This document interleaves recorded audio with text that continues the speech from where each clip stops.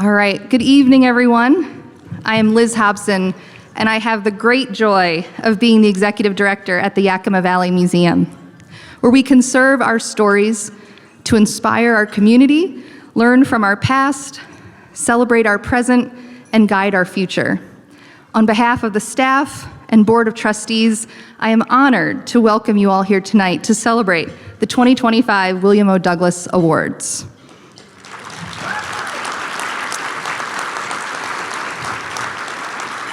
Tonight is dedicated to recognizing the legacy of Justice William O. Douglas and celebrating individuals who embody those values. And we are grateful to have you all here to join in this celebration, even with the bit of mystery of who would be joining us here tonight. Thank you tonight to our sponsors. Your contributions make events like this possible. I would also like to thank the William O. Douglas Award Committees for contributing their time and expertise making this program what it is today. It's been a privilege to work with you all and to learn so much from each of you. Thank you. I'd also like to thank the Yakima Valley Museum Board of Trustees, staff, and volunteers for making tonight's event happen and for being so dedicated and believing in the mission of the museum. I will now take a moment to acknowledge the land that we are on. The Yakima Valley Museum occupies land ceded by the 14 confederated tribes and bands of the Yakima Nation in the Treaty of 1855. Land that was ceded in exchange for solemn promises of peace and sovereignty and promises of self-government, preservation of culture, tradition, and identity. All of that at the barrel of a gun. The Yakima people have been on this land since time immemorial. They remain committed stewards of this land, cherishing it and protecting it as instructed by their elders from generation to generation. We are honored and grateful to be on their traditional lands and give thanks to the legacy of the original people, their lives, and their descendants who make their home here today. The Yakima Valley Museum is honored and privileged to have members of the Yakima Nation serve on our board and collaborate in our work. The museum strives to ensure that the perspectives and voices of the original people are reflected in the conservation of our stories, learning from our past, celebrating our present, and guiding our future. We also have numerous tribal people and tribal elders from across the Northwest in attendance at tonight's event. I hope their presence serves to inspire us all to be intentional with our work, to represent and include Indigenous perspectives in what we do. At this time, I would like to introduce this evening's MC, who proves that you can take the boy out of Toppenish, just not very far. Please welcome Brendan Monahan.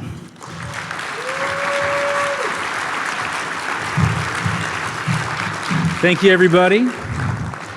It was November of 1958.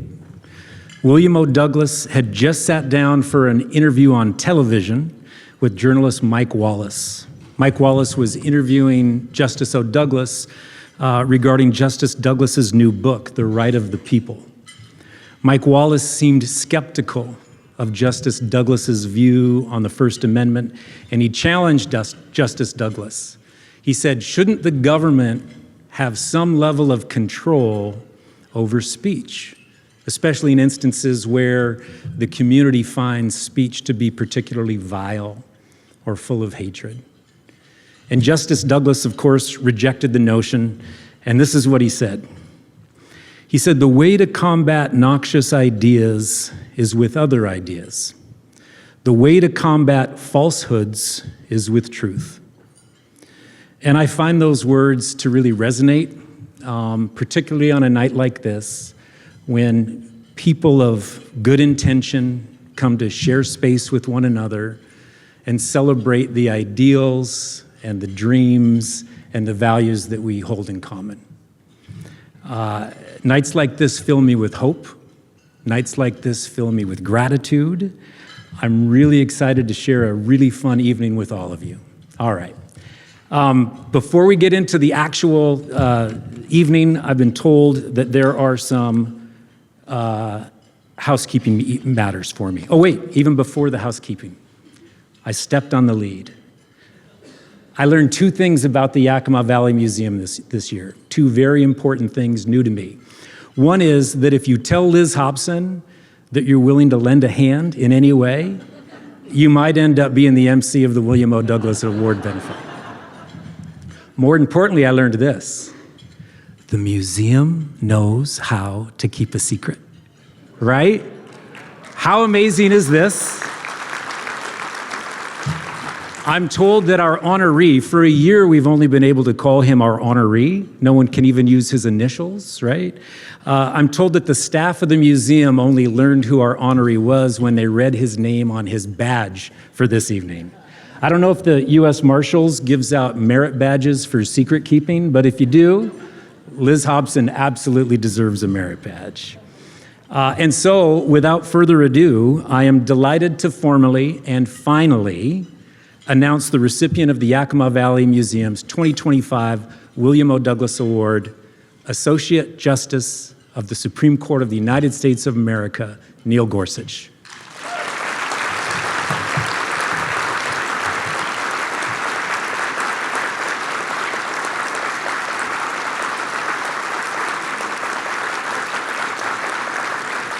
On behalf of all of us here assembled, Your Honor, welcome to Yakima. All right, now I'm into the housekeeping. First is this, everyone's got a lanyard tonight. The lanyard is what tells our friends at the U.S. Marshals Service that you are who you are and you are supposed to be here, okay? If you head out to use the facilities or you need to make a phone call, make sure you have your lanyard with you. If you do not, they will reasonably deduce that you're not supposed to be here, and we don't want that to happen. Second is phones. I have my phone with me, and I am turning it off right now. We happen to be in a phase of the national conversation where we need to be very careful and mindful about the images we share with the world. And tonight we're asking that no one take photos. I'm told it's not an absolute prohibition. If you need to take a selfie of your friends at your table, if you really want to take a picture of the dessert, and I'm told the lemon meringue tart is spectacular, it's going to be okay. But please do not take photos of the room or others around you. Third, some of you may have a vegetarian ticket. Looks like this. We do not mean to shame you, but we ask that you put it on your plate so that your servers know how to find you.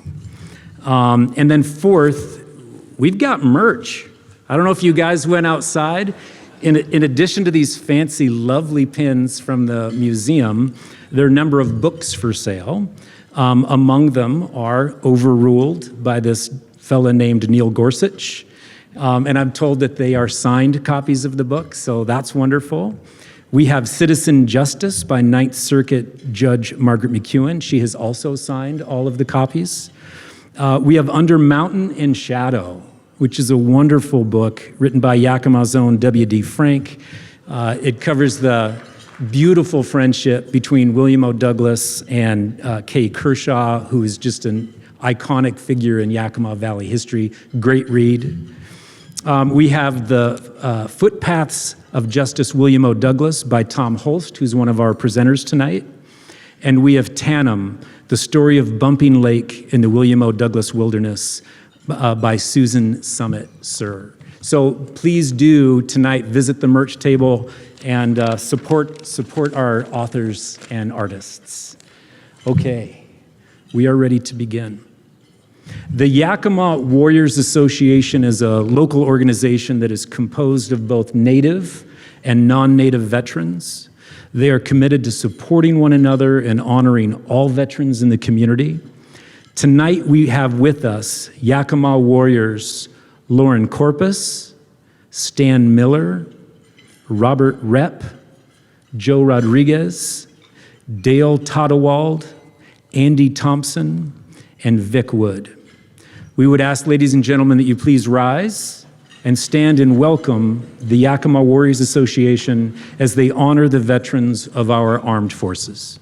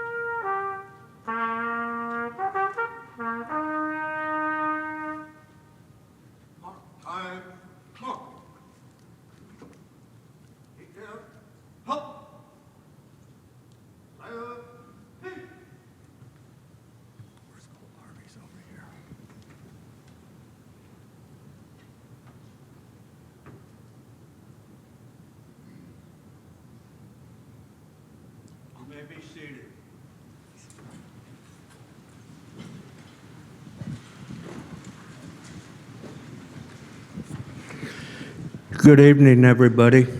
We are the Yakima Warriors Association, and I want to thank the staff and the organizers for letting us present the colors.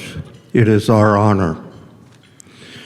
At this time, we're going to go ahead and do the service songs, and if you served under that flag, please stand to be recognized and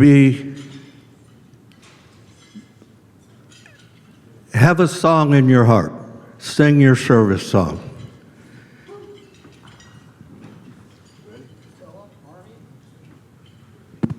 United States Army.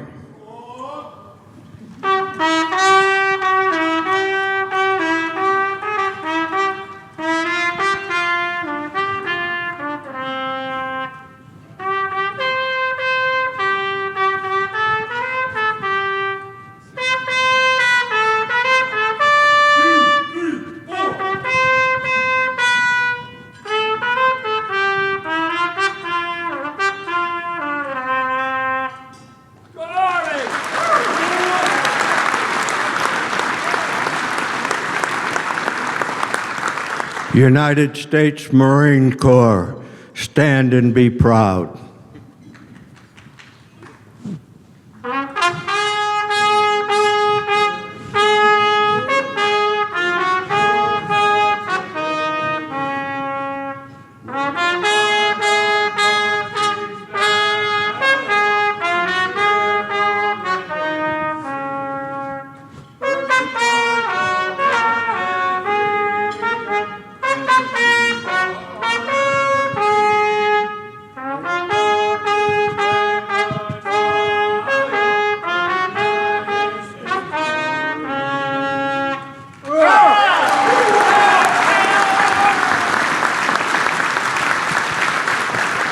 The United States Navy.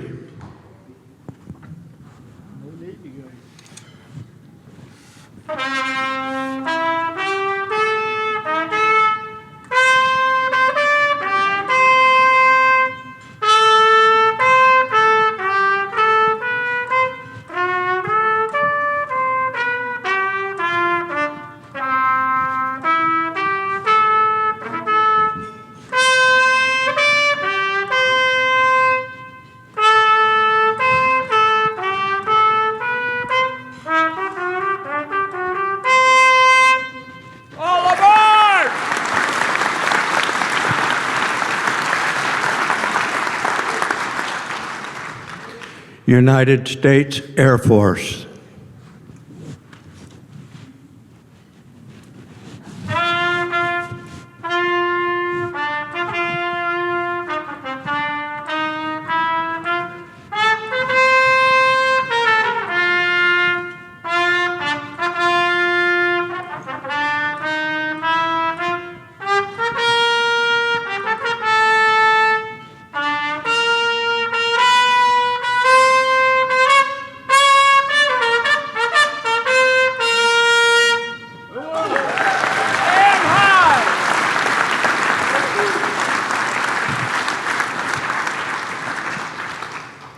United States Coast Guard.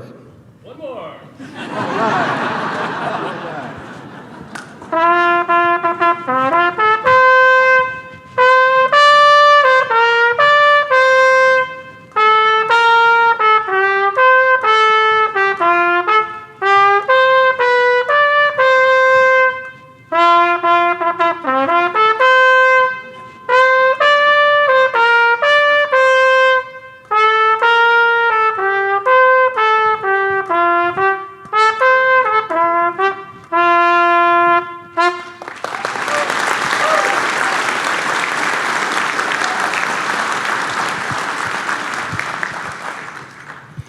We also honor the Merchant Marines. They are unofficially a non-military service, or officially a non-military service, except in war.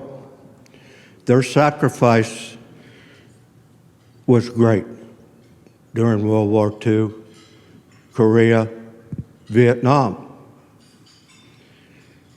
They are essentially an unarmed ship that travels. They can't defend themselves. They depend on the United States Navy to do that. Without the merchant marines, folks like you see standing here, veterans, we wouldn't have got our beans, our bullets, or our bandages. So we honor the merchant marines.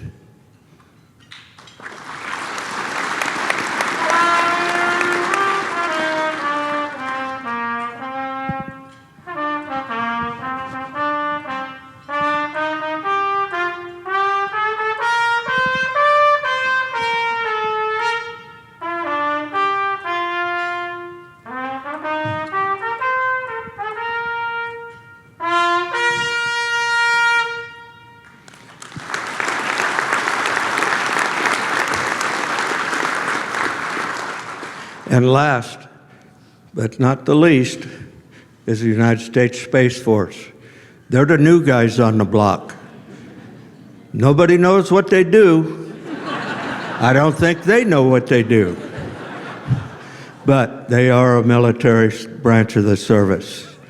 We don't have music for them yet. We're working on it. But we do have this.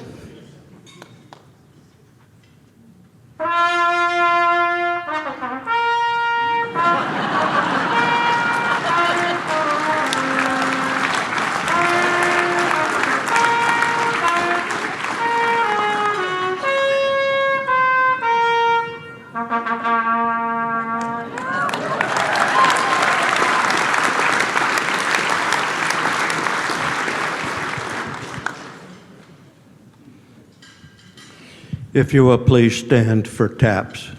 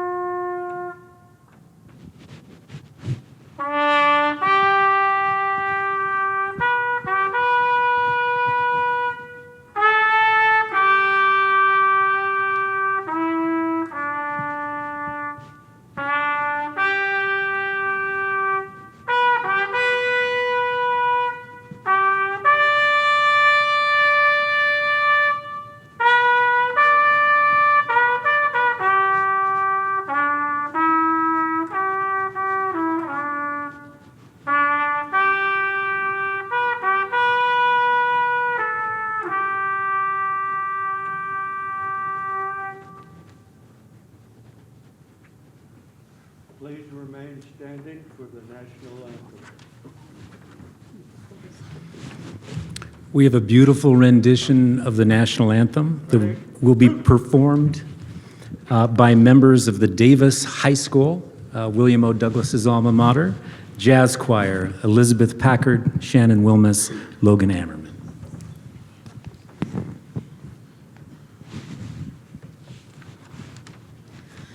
Oh, say, can you see by the dawn's early light what so proudly we hailed at the twilight's last gleaming, whose broad stripes and bright stars through the perilous fight o'er the ramparts we watched were so gallantly streaming, and the rocket's red glare, the bombs burst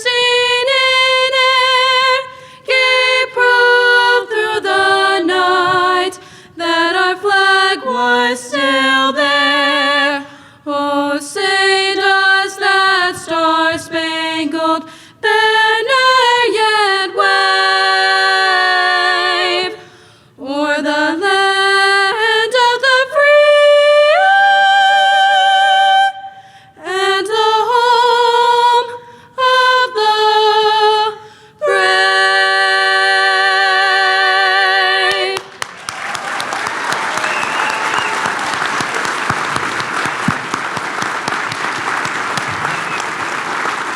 Thank you, Davis High School. Thank you, Yakima Warriors.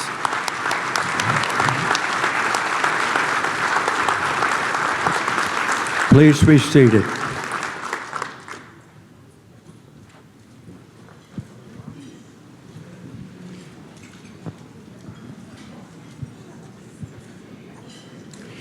On behalf of the Yakima Warriors Association, we are honored to have been invited to present the colors of the United States of America and the military services.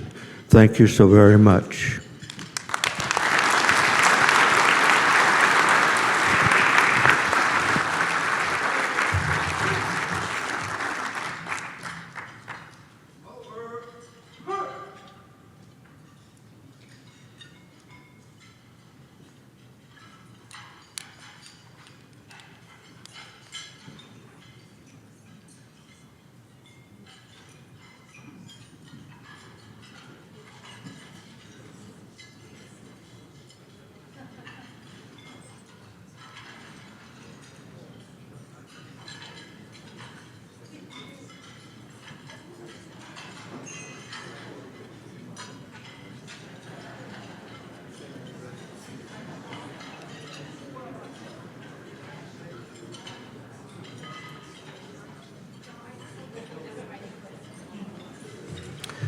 One of the tricks to keeping an event like this on schedule is that we're not supposed to spend a lot of time introducing the people who are going to introduce the people.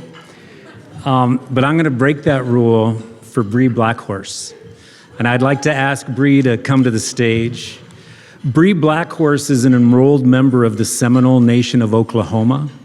It was not that long ago that she was practicing law out of a single-wide trailer in Toppenish. She was a legal aid attorney and a public defender for the Confederated Tribes and Bands of the Yakima Nation. In 2024, Bree was sworn in as an assistant United States attorney in a position dedicated to prosecuting cases involving missing or murdered Indigenous persons in the Western United States. I have been so impressed with Bree's work in the community, including what I think and I've seen to be her absolutely life-changing work with the Washington Women Legal Education Fund. It's a group that Bree co-founded. It supports women of color from Central Washington as they pursue legal careers. I've also seen her tireless work with the pre-law undergraduate scholars program at Heritage University. It's not uncommon to see young people with dreams, but what Bree has done and what I've seen her do is give them the resources and the self-belief and the tools and the inspiration to actually make it happen. She's here to introduce tonight Davis Washines. Please welcome Bree Blackhorse.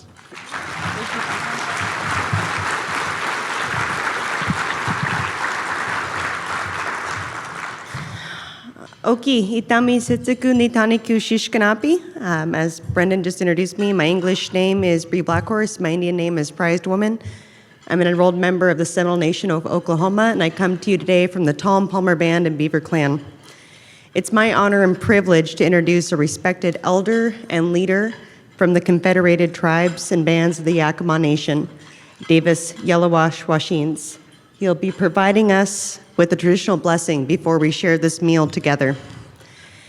Yellowash has devoted his life to serving tribal nations and to defending and advancing Indigenous rights.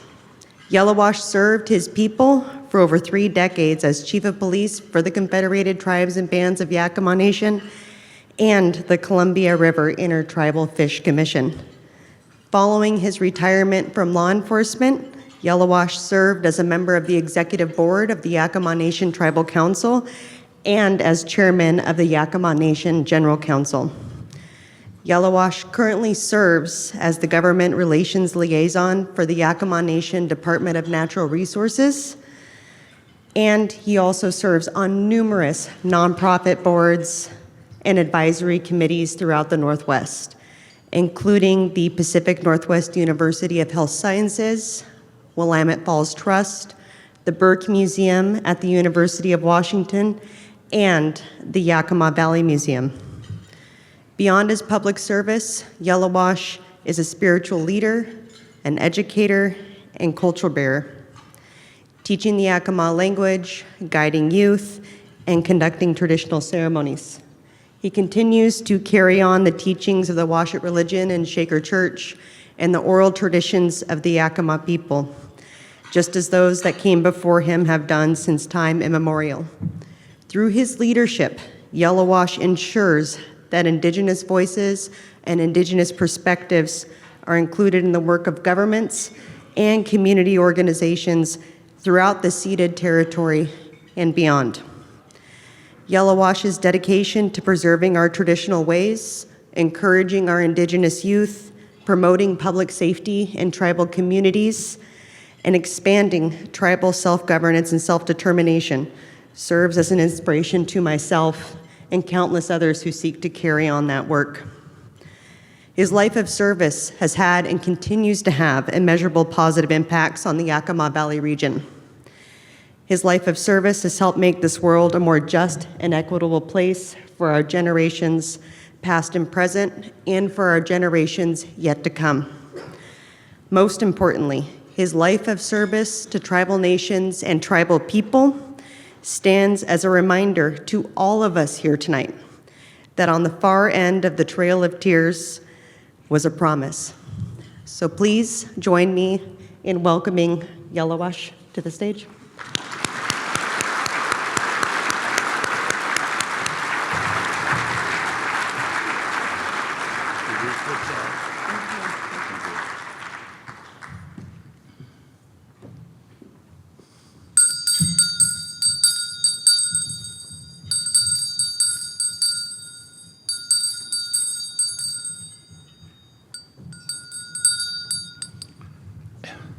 Onexas Yellowash, and a kush Kotanawat, Yanawich Nanit, a kush Nabakin and Glach Maman, and a kush Namianao Ichinyao, and a Kuna Iwachi Ichinyao, Skuyao, Ichinyao Kanaiwit, and a kush Payalach Simisa, Kna, Glach Maman, Lachs Pwit, Lachs Tamna, and a kush na nicht ach Iwineta Ichinyao, Kanaiwit Schna.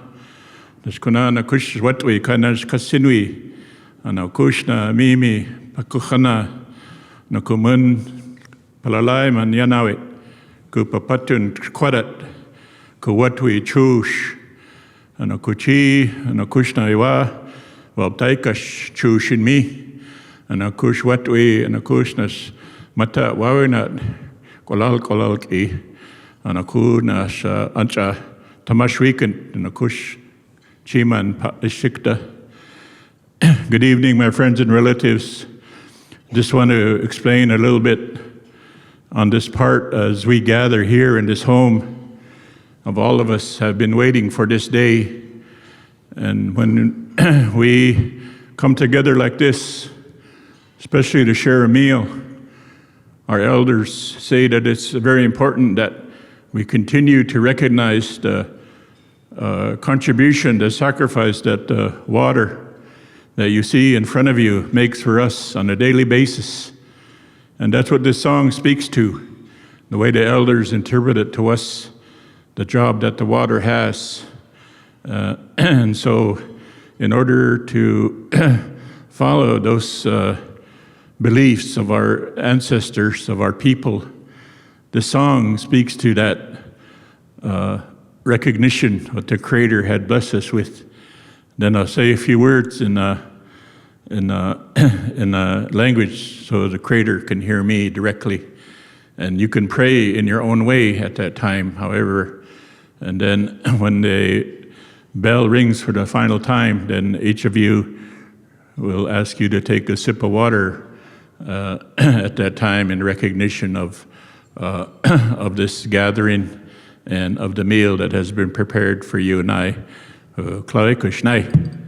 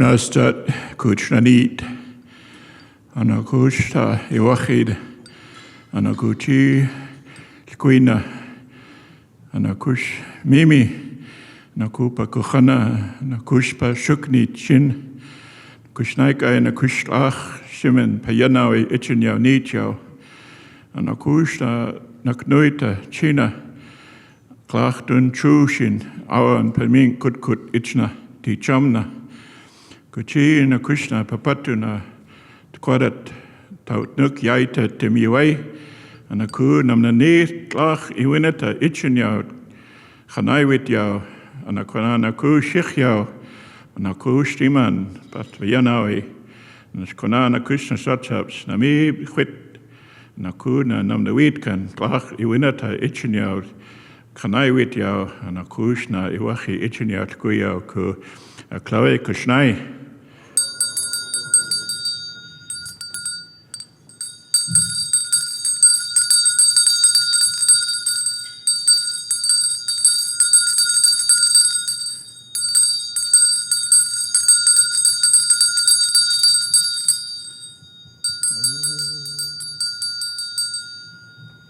In our language, the word is chush. So when we say chush, that's the water, and everybody can take a sip of water right now. Chush.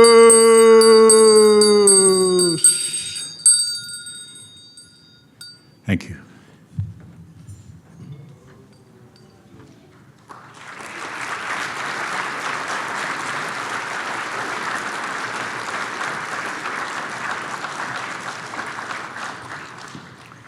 Thank you so much, Yellowwash. Thank you, Bree.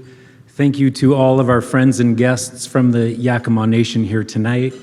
It is now time to eat. Enjoy the company of your table. Enjoy the beautiful wines from Gilbert Cellars, and I'll be back here in no time at all.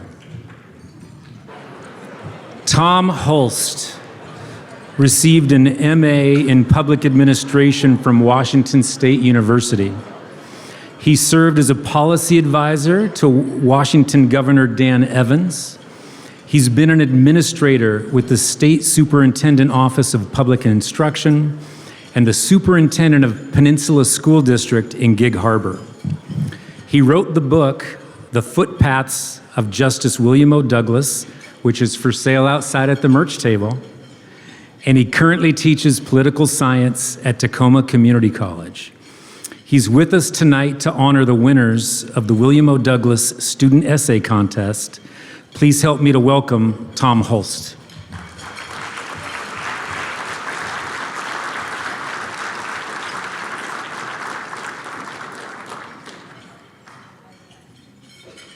Actually, Liz goes first. I was just going to say, if the award winners could meet me on the side of the stage here, that'd be great. Thank you. Well, what an honor to be here tonight to recognize some of our students who are here in connection with the Douglas Award, but the committee a few years ago decided that they would add to the award ceremony and add to the awardees an essay contest. So this is really our third essay. The first awardees of the essay was during COVID, so we didn't have the banquet, but the board went ahead and honored the essay contestants. So this is the third year. I think the first 2 years we had something around 10 applicants, and this year we had 25. So congratulations to the museum board, the staff, Liz, and our partners who really made an effort to get applicants to submit their essays. I'm getting old, but I still teach a class at Tacoma Community College, teach political science. And I don't know about other teachers in the room, but I believe that if you write, you think.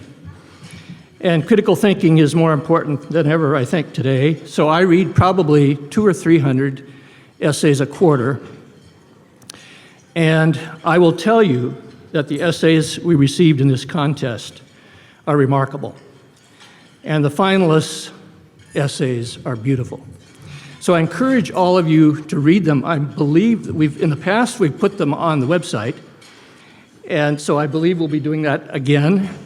And I do encourage you to read them.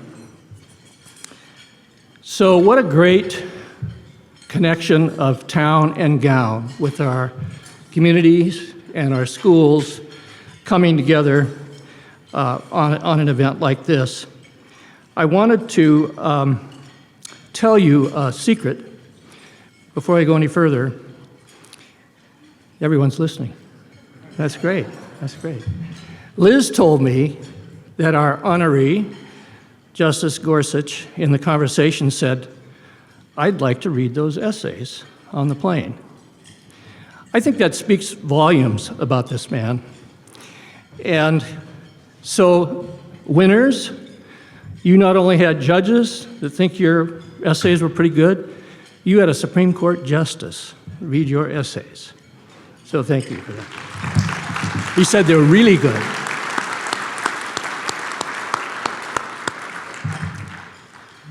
So I want to read you the prompt so you can all hear it.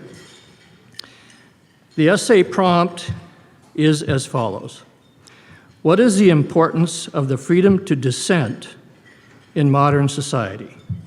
Students are encouraged to reflect on democracy, civil liberties, civic responsibility, and the courage required to speak truth to power. So in our high school finalist, who will give her name out in just a minute, in her conclusion wrote as follows. America's system of government is unique. It enables and empowers its people to challenge its leaders and decision makers. History has shown that dissenting voices are not a threat to democracy, but its foundation.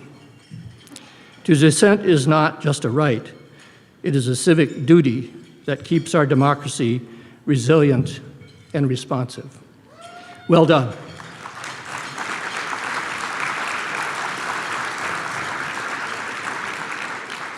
Now you're going to want to go ahead and read the rest of these essays, right? So the top scoring essayist in the college competition wrote the following, quote, Justice William O. Douglas wrote, quote, The freedom of speech would be dangerous to those in power since they would create doubts and suspicions and generate opposition, unquote. When people feel hunted, they start to shrink. This is our student writing now. Dissent offers a way to reclaim that stolen space. Speaking truth to power, whether through protest, art, or even whispered conversations, reminds us that our worth is not contingent on approval from those who govern. Unquote.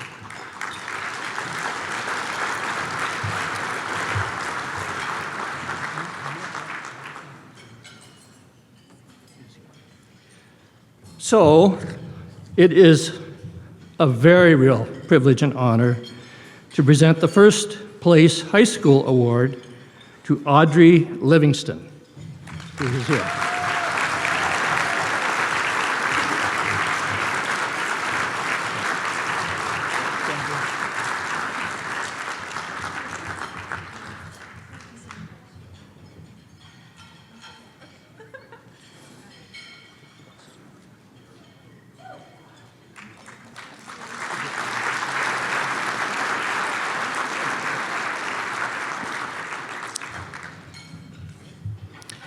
And now it is our pleasure to present the third place award for the college essay.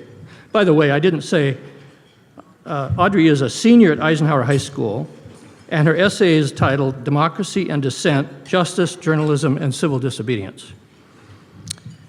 Now it's our pleasure to present the third place award to the college essay, for the college essay, Emerson Miller. Emerson is a junior at the Douglas Honors College, Central Washington University.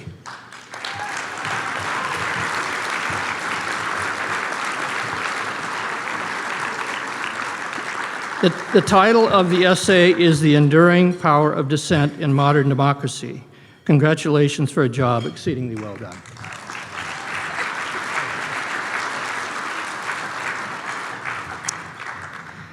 Second place is Vincent Russell Jr. He's a sophomore at Whitman College. The title of his piece is They Not Like Us, The Sound of Dissent in Kendrick Lamar's Halftime Show. So artfully crafted and well done. Congratulations. And he could not make it tonight. And finally, it is a distinct honor on behalf of the Douglas Award Committee, the judges who scored the essays, the Yakima Valley Museum, to present the first place Student Essay Award for the college submission to Rebecca Gomez. And Rebecca is a first-year dental student at Pacific Northwest University of Health Sciences. The title of her essay is Through the Lens of Dissent, Photography as a Voice of Change. Such a joy to read, very powerful.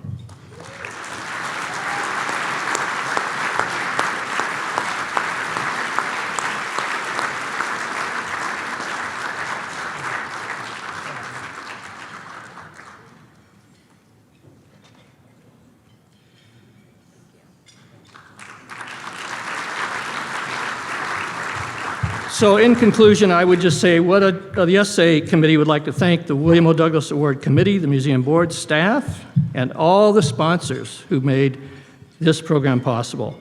Now a wonderful and lasting tradition in our community. Thank you.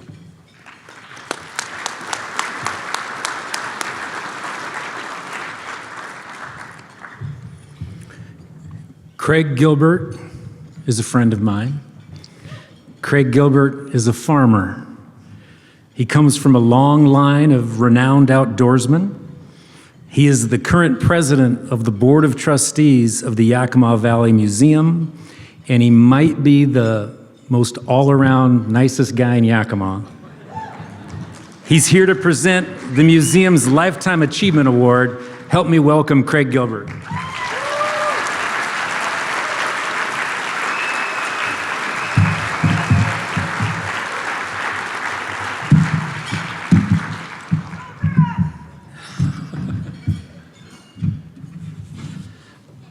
My printer went on the fritz, so I'm going to use my iPad if I can get it going. But You can begin the Lifetime Achievement Award by looking at your programs and reading the amazing things that Kathleen Douglas Stone has done.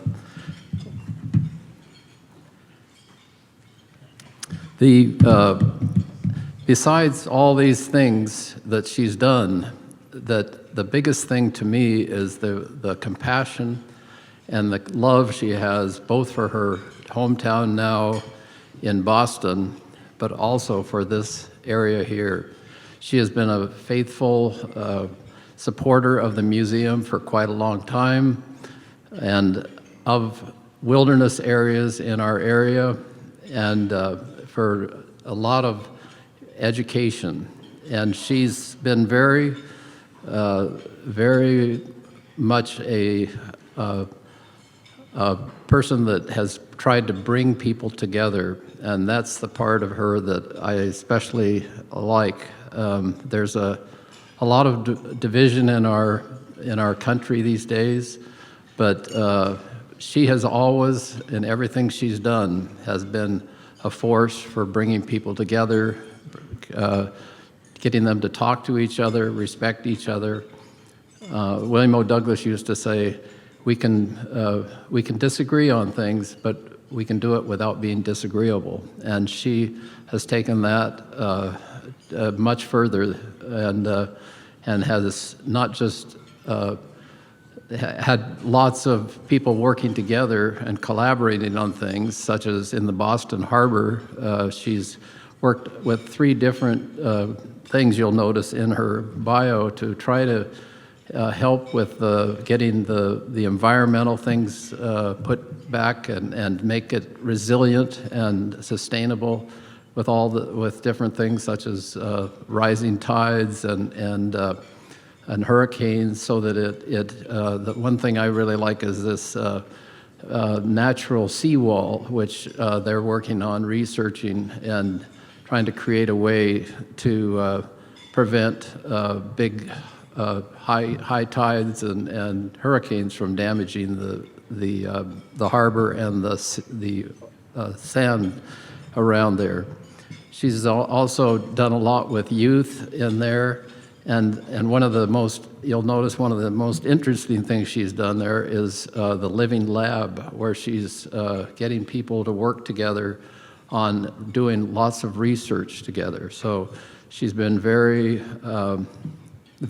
accomplished at that, and so much so that they've even named an island after her, and the Living Lab they've named after her and her husband, Jim, who's here tonight as well.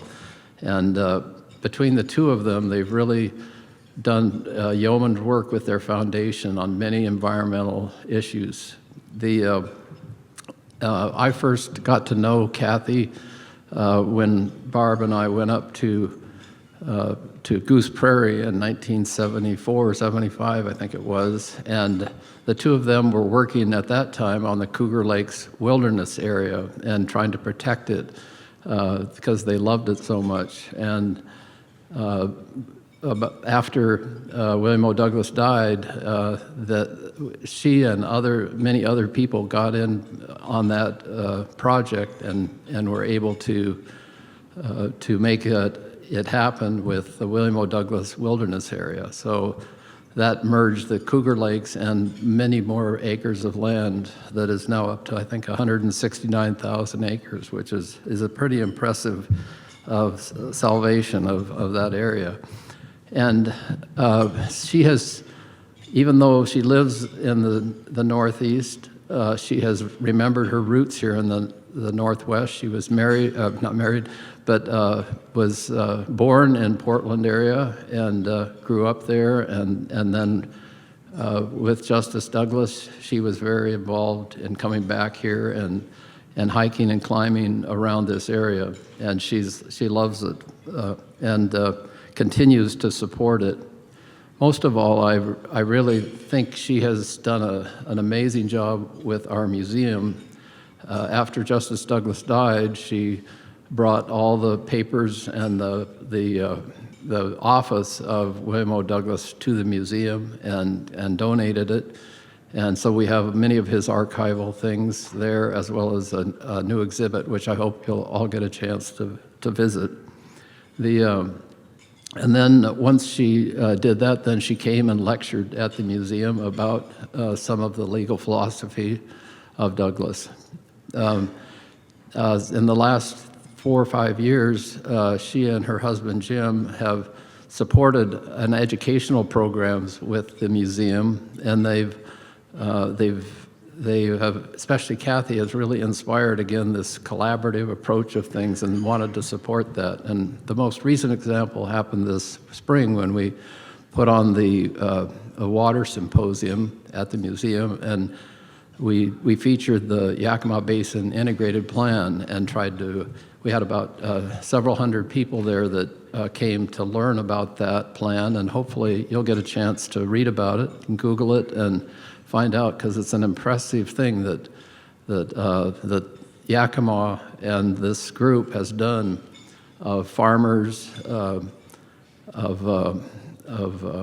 irrigators, of the wilderness groups and fish groups and the Yakima Nation and government groups that have all decided that it's not worth suing each other because nothing ever gets done. Let's try to work together. And they've been working now for over 20 years and come up with lots of projects. And I just heard some people out of the blue talking today about the latest one they did up at Lake Cle Elum, and with the Helix program that they did. And Kathy really inspired a lot of that activity of working together, and wants to promote that in the Yakima Valley with future educational programs. Last of all, she was very instrumental in getting our awardee here for this honor. We've had a great time together visiting both the lower Yakima Valley and the Yakima Nation tribal facilities together, and he has said that she was instrumental in his decision to accept this award. And that especially, Kathy, is a real treat for us in Yakima to have this event right here and all of you to participate in it. And he gives you credit for a lot of that. So thank you so much for that. So without ado, I would like to have Kathy come up and receive this Lifetime Achievement Award from the Yakima Valley Museum.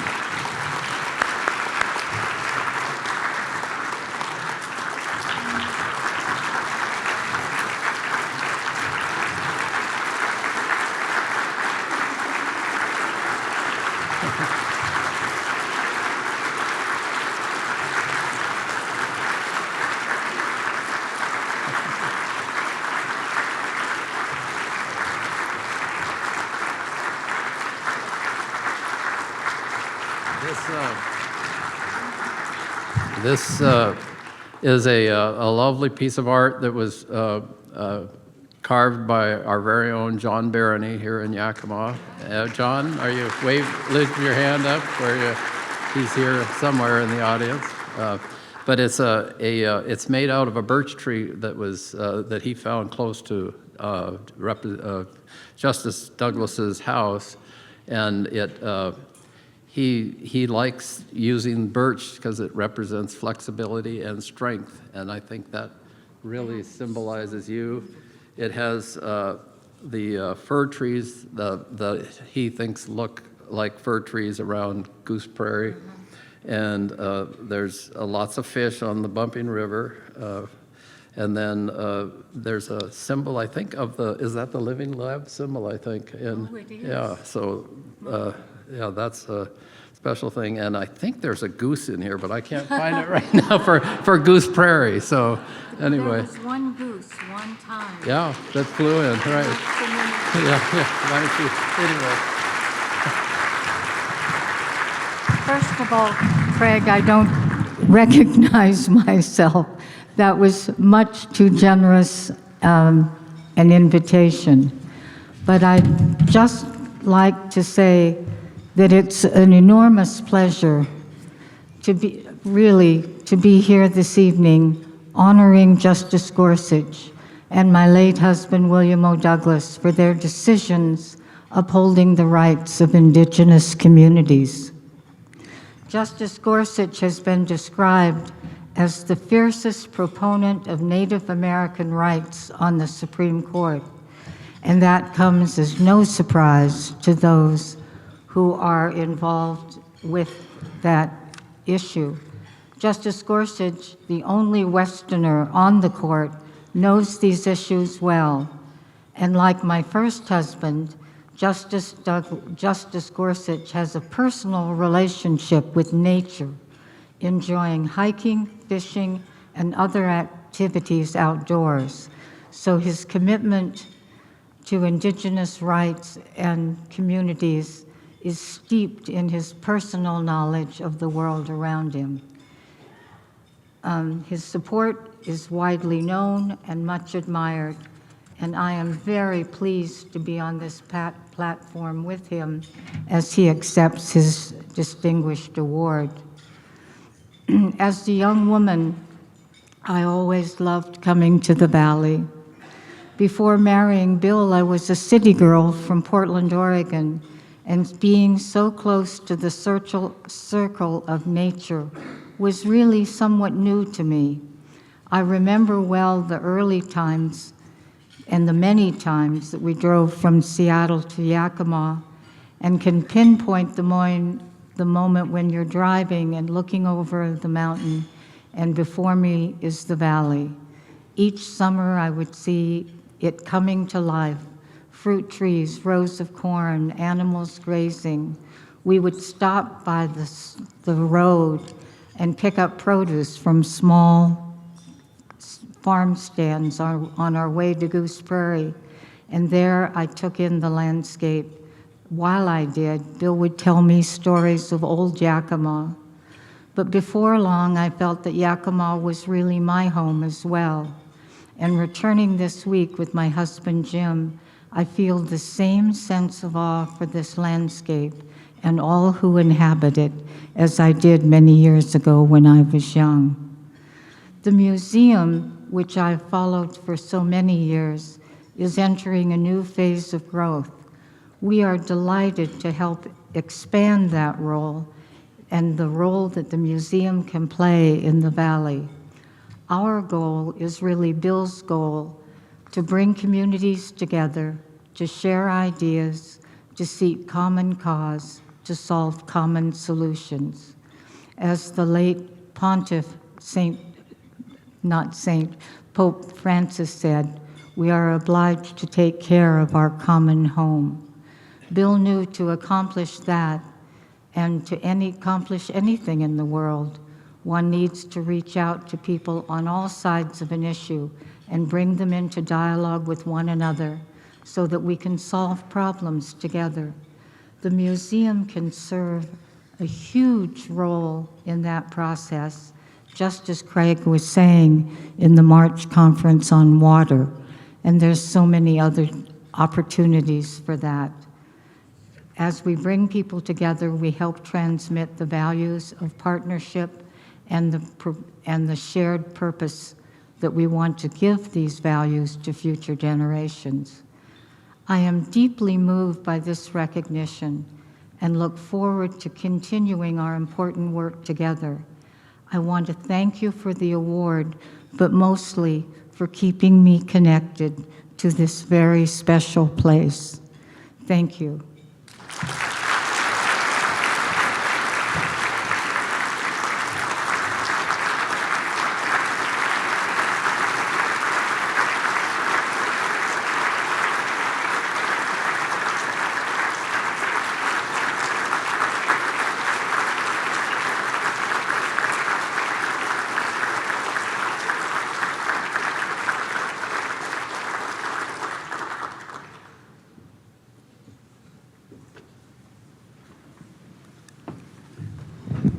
Kathleen, that was so beautiful. Thank you, and come back anytime. So for a night like this to come together, it takes the efforts of dozens of people. We've got museum staff, we've got our servers tonight. We've had so many people come together. Could we give them a hand, please?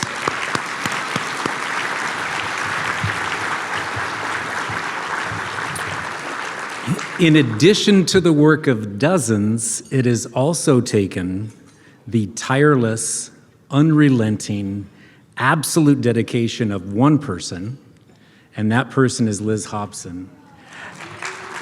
Liz has been herding the cats and juggling the daggers and taking personal responsibility for every granular detail of this event. And Liz, you've done an awesome job.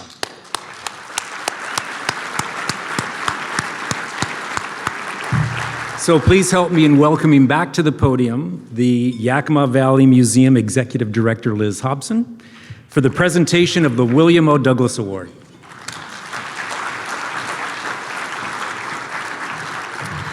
Well, thank you all, and thank you again for coming. As you all know, tonight, the Yakima Valley Museum honors Justice Neil M. Gorsuch with the William O. Douglas Award. The museum established the award to recognize exceptional individuals who have upheld certain values shared by Justice Douglas, such as environmental conservation, First Amendment liberties, judicial independence, and Indigenous treaty rights. The inaugural award in 2022 focused on the Douglas environmental legacy, and we honored Sally Jewell, former CEO of REI and former Secretary of the Interior. Tonight, our focus shifts to another Douglas legacy, Indigenous treaty rights, as we honor Justice Gorsuch for his conviction, courage, and clarity in the defense of treaties with Native Americans. Treaty rights were a continuing interest for Justice Douglas during his tenure on the court from 1939 to 1975. Of the 52 Indian law cases that came before the court, Douglas wrote opinions in 14, with the majority of his dissents coming in cases that prejudiced Indian claims. 28 times, the court decided in favor of Indian claims, with Justice Douglas in the majority in every instance. We can see that same support for treaty rights in Justice Gorsuch. In his earlier service on the 10th Circuit Court of Appeals, then Judge Gorsuch participated in 28 Indian law cases and ruled in favor of the tribes 16 times. If there is a theme in Justice Gorsuch's opinions on treaty rights, it is one that Justice Douglas would have endorsed. With treaty rights, promises made must be promises kept. As Justice Gorsuch wrote in the McGirt versus Oklahoma case, quote, "On the far end of the Trail of Tears was a promise. Forced to leave their ancestral lands in Georgia and Alabama, the Creek Nation received assurances that their new lands in the West would be secure forever." In your program tonight, Judge William Alsop, a former Douglas clerk who couldn't be here tonight, celebrates the Gorsuch record on Indian law, and quote, "During his time on the Supreme Court, 12 Indian law cases have come before him. Justice Gorsuch has sided with tribal interests in every instance. Like Justice Douglas, he has insisted on holding the United States to its word. Promises made should be promises kept. Justice Gorsuch has gone further than any other justice to vindicate the rights of tribes and Native Americans. That is the justice we honor today. Like Justice Douglas, Justice Gorsuch is a Westerner. He was born in Denver, Colorado, August 29th, 1967. Happy early birthday. When not working in DC, he resides in Colorado with his wife Louise. They have 2 daughters. Justice Gorsuch received a BA from Columbia University, a JD from Harvard Law School, and Doctor of Philosophy from Oxford University. He served as a law clerk to Supreme Court Justices Byron White and Justice Anthony M. Kennedy.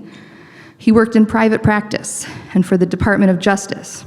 In 2006, he was appointed to the Court of Appeals. 11 years later, President Donald J. Trump nominated him as an Associate Justice to the Supreme Court, and he took his seat on April 10th, 2017. In the cause of defending Native rights and treaty rights, Justice Gorsuch has been a champion on the court. A few years ago, he wrote, in quote, "Often, Native American tribes have come to this court seeking justice, only to leave with bowed heads and empty hands. But that is not because this court has no justice to offer them. Our Constitution reserves for the tribes a place, an enduring place, in the structure of American life. That sentiment is true to the legacy of William O. Douglas. And tonight, we are honored to present the 2025 William O. Douglas Award to Justice Neil M. Gorsuch.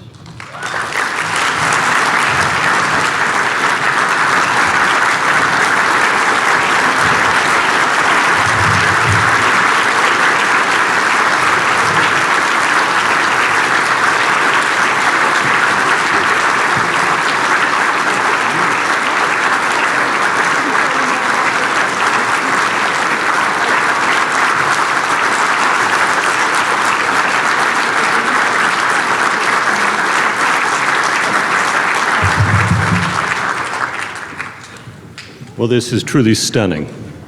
And the first thing I notice are leaping trout, which always makes me happy. You're going to hear enough of me talk in a minute with my dear friend Margaret McCune, so I'm going to keep this part brief. They're thank yous. First thank you is thank you for inviting me to Yakima, Washington.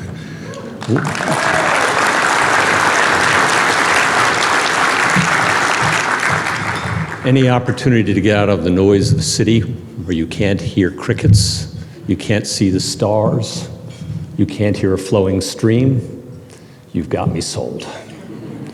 And Yakima, what a beautiful place you have. I've spent 2 days here and I've loved every minute of it. I want to thank the leaders of the Tribal Council, Chairman Lewis.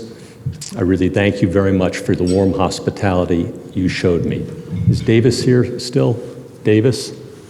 What a guide. I enjoyed every minute, and the hospitality I was shown by the tribal leaders and the welcome I was given, the opportunity to spend time with the students at Heritage University as well.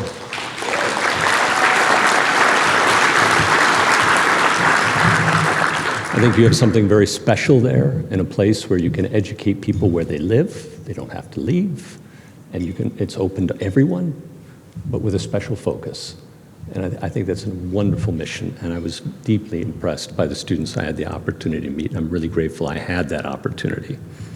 The museum last night, Liz, you've done a stunning job with it.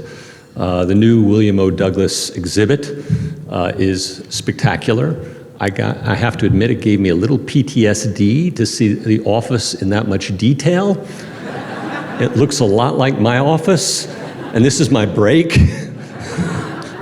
But you've really done a magnificent job remembering his legacy, and I think you ought to be very, very, very proud of that. I want to thank those who went down Yakima Canyon with me today, and Joe Cotter, and saw the otters, and the herons, and a leaping trout. The natural beauty of this place is remarkable. I have to say that life has taken a few funny turns that I didn't expect.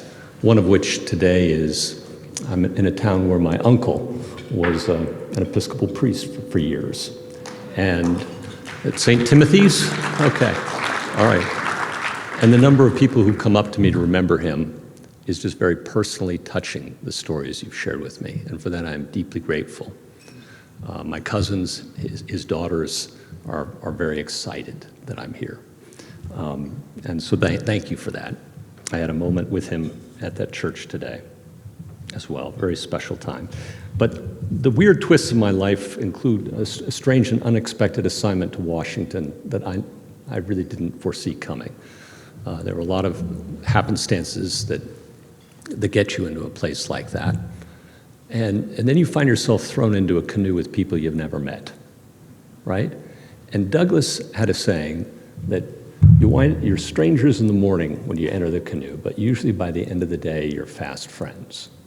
And I think that's true. And one of the people I was thrown in the canoe with is Kathy. And she made a warm and incredible effort to reach out to my wife and me as we made the transition from the West to the East. And she made it a heck of a lot easier. And for that, I am truly grateful, Kathy. And your kind words, I just hope too many of your friends don't blame you for bringing me here, okay? But I love being in the canoe with you. And it's even more special to be in the canoe with somebody who's been down the rapids before you. And I know you faced a lot of rapids, maybe even thrown out the boat a couple of times and had to make your way back in. And to be able to share those stories, those memories, have been invaluable to me so that I can face those rapids and Louise can face those rapids. So thank you. And then finally, to be remembered in the same bracket with William O. Douglas in any capacity is an enormous honor. One of the great justices of the United States Supreme Court, the longest serving justice of the United States Supreme Court. An American dream story from 115 North 5th Avenue to the Supreme Court of the United States. It's an incredible story, which this community must be rightly proud, even if the editorial on the day of his announcement in the newspaper read, "Yakima, not to blame."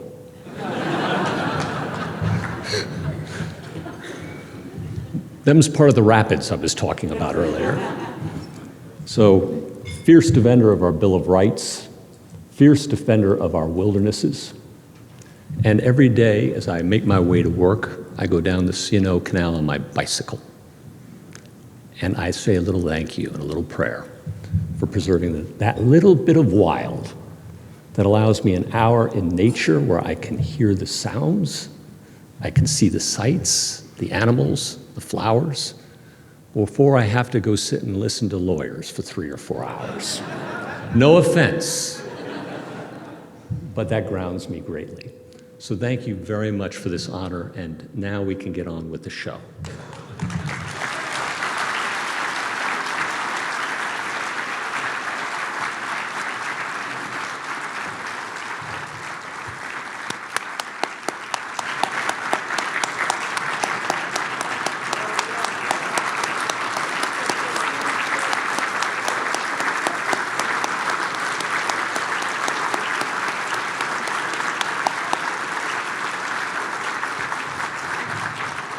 All right, gang, who's ready for a fireside chat? So when a Supreme Court justice comes to town and he says he's willing to take some questions, well,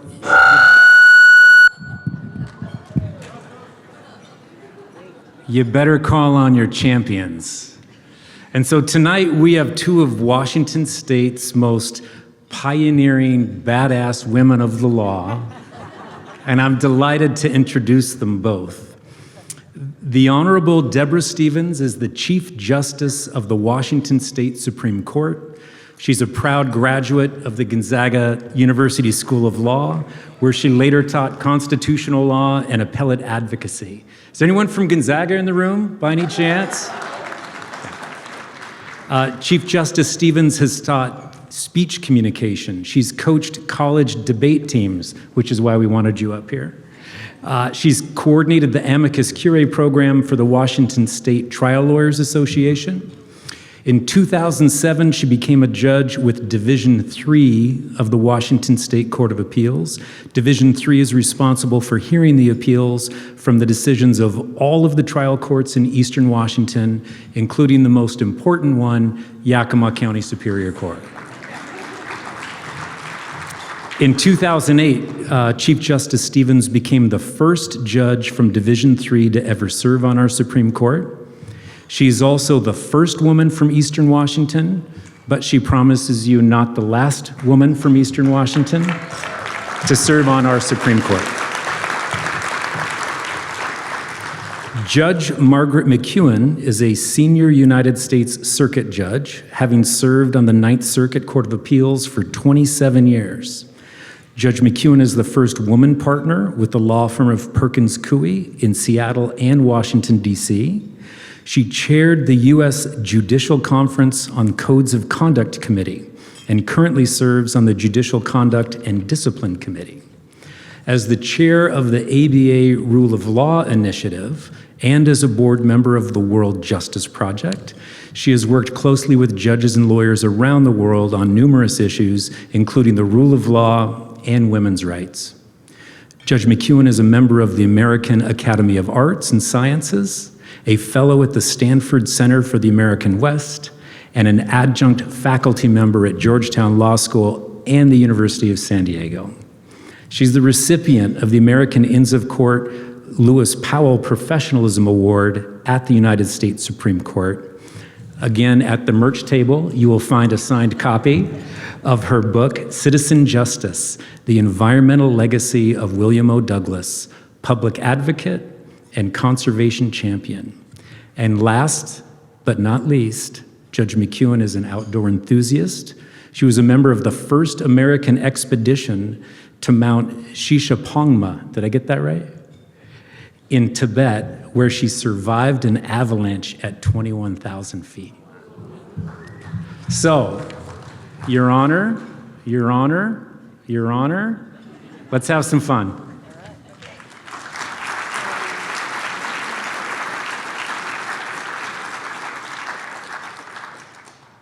Well, we'll see if this is on or not. Trying to test it while I'm on. Well, I've got a few for you. It's on top. Here we go. Okay. Well, here we are. This is the star of the show. This is Justice Gorsuch, so we can't thank you enough for coming out here. People always say, it's a long ways to go out west. But as those of us from the west know, it's a long ways for us to go east. So, welcome out here. And, you know, we've said so much tonight about Justice Douglas being a staunch defender of tribal rights. And I think it's important that, like you, he really emphasized that. One of my favorite stories about Justice Douglas is that he received an unfinished pot from Chief Jim of the Yakama tribe. And he was a little bit perplexed and wondered, why is this pot unfinished? And here's what the chief explained. The pot is unfinished because the work of the Yakama is unfinished. And so is the work of the court on Indian matters. So here we are 50 years later, and we really have the privilege of having Justice Gorsuch here, who has carried on so many of the traditions and the language of Justice Douglas. I want to go back with one of your most famous decisions, McGirt versus Oklahoma, landmark decision in 2020. And of course, there you talk about the promises the federal government made to the tribes. Can you give us a little more detail about that, some of your reflections, and what is the importance of that case? Sure. Before we get to that, I gotta say, it was a real treat for me to meet Kev from Cougar Den, who also brought us some litigation.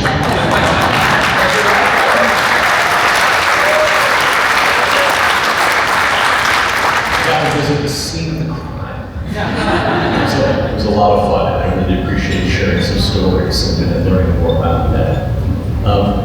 So, I guess when you think about Indian law, there are really two strains of thought in the court's jurisprudence.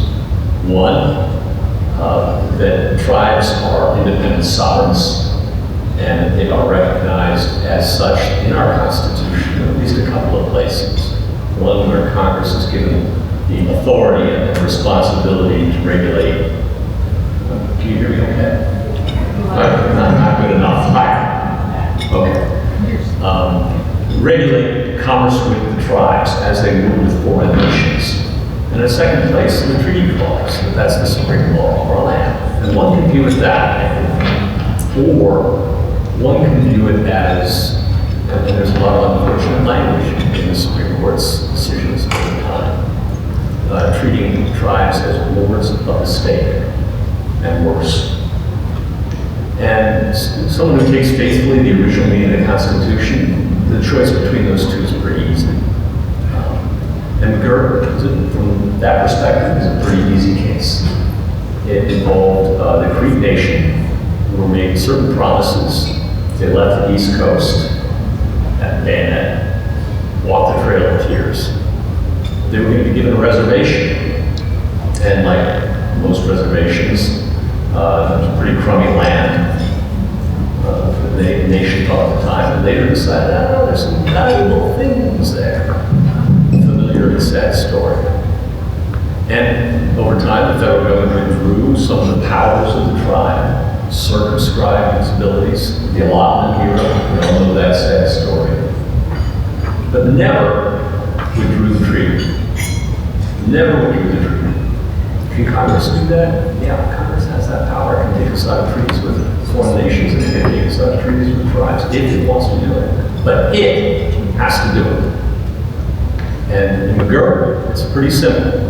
Don't come to me with a promise and ask me to break it. That's not my job. If the American people want to do that through their elected representatives, God bless them and help them.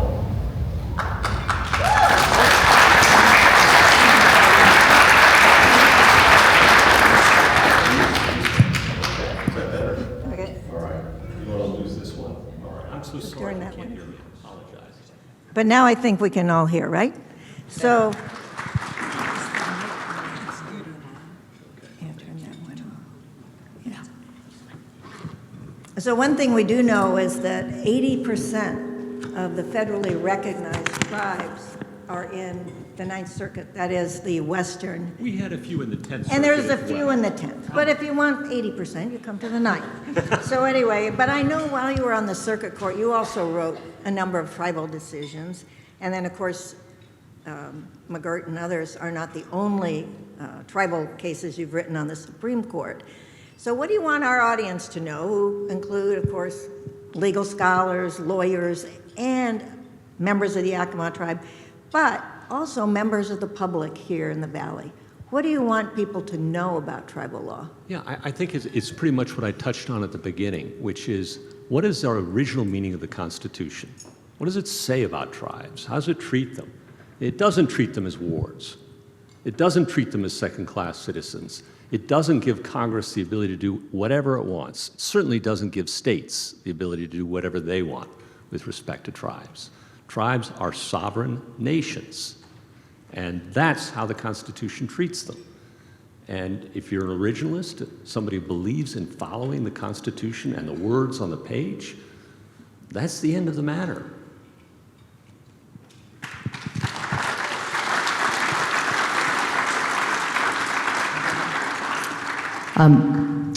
Mine is definitely on. Okay. Love to ask you about your visit to Heritage University and to the Yakima Nation. It's been wonderful for all the folks in the Valley. You've been here for a few days. I think it's a special place that Heritage University really provides education, and now including a pre-law program and a connection to law school for so many Indigenous and Latinx students here in the Valley. Maybe you could just share your impressions of that visit, as well as the time you were able to spend with the Yakima Nation. Yeah, I tried to touch on it a little earlier, but you have remarkable talent in this valley. You do. There are future William O. Douglases in this audience. And the ability to nurture it, and the people who are willing to nurture it, I think it's incredibly important that we pass along some basic American values that we all share, regardless of race, color, or creed, right? We saw those men before us with the flags, the service. We honor those things. And we're about to celebrate the 250th anniversary of the Declaration of Independence. And there are three big ideas in that document. It's a short document, 1,300 words, that's it. Three big ideas.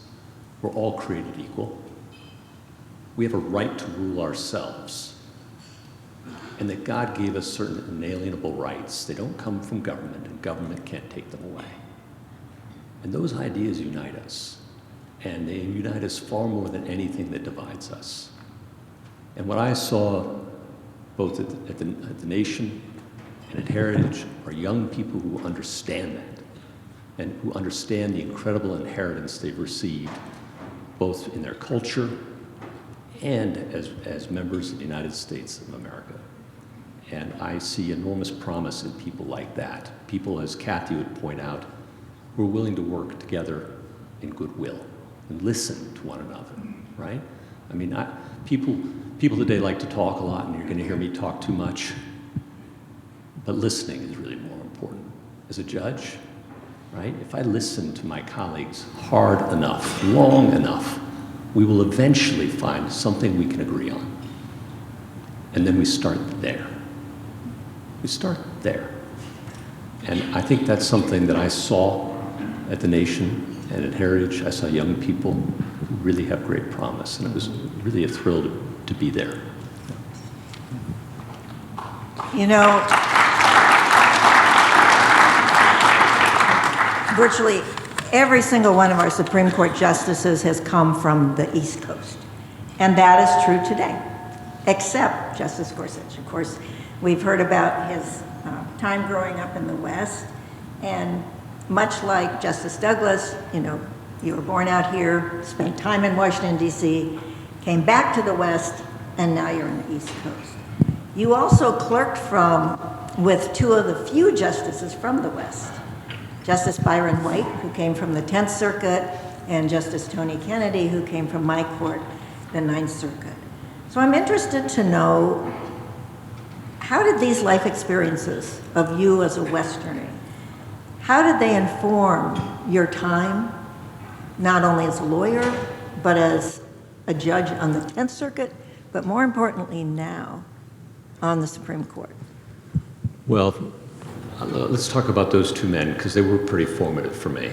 Byron White is kind of like William O. Douglas of Colorado, okay? Yet if you don't know about him, go look him up. He, like Douglas, led one of the most remarkable lives of any person in the 20th century in the United States of America. War hero, Rhodes Scholar, highest paid NFL football player of his day, Jack Kennedy's friend, served on the court for 31 years, okay? How about that? What did White teach me? Grew up in Wellington, Colorado on a sugar beet farm, okay? He taught me fierce independence, a very Douglas message. Appointed by a Democrat, Democrats hated him, Republicans never trusted him. He didn't care. He did his job and he went home. And he got the heck out of Washington every chance he got. More and more wisdom I see in that every day.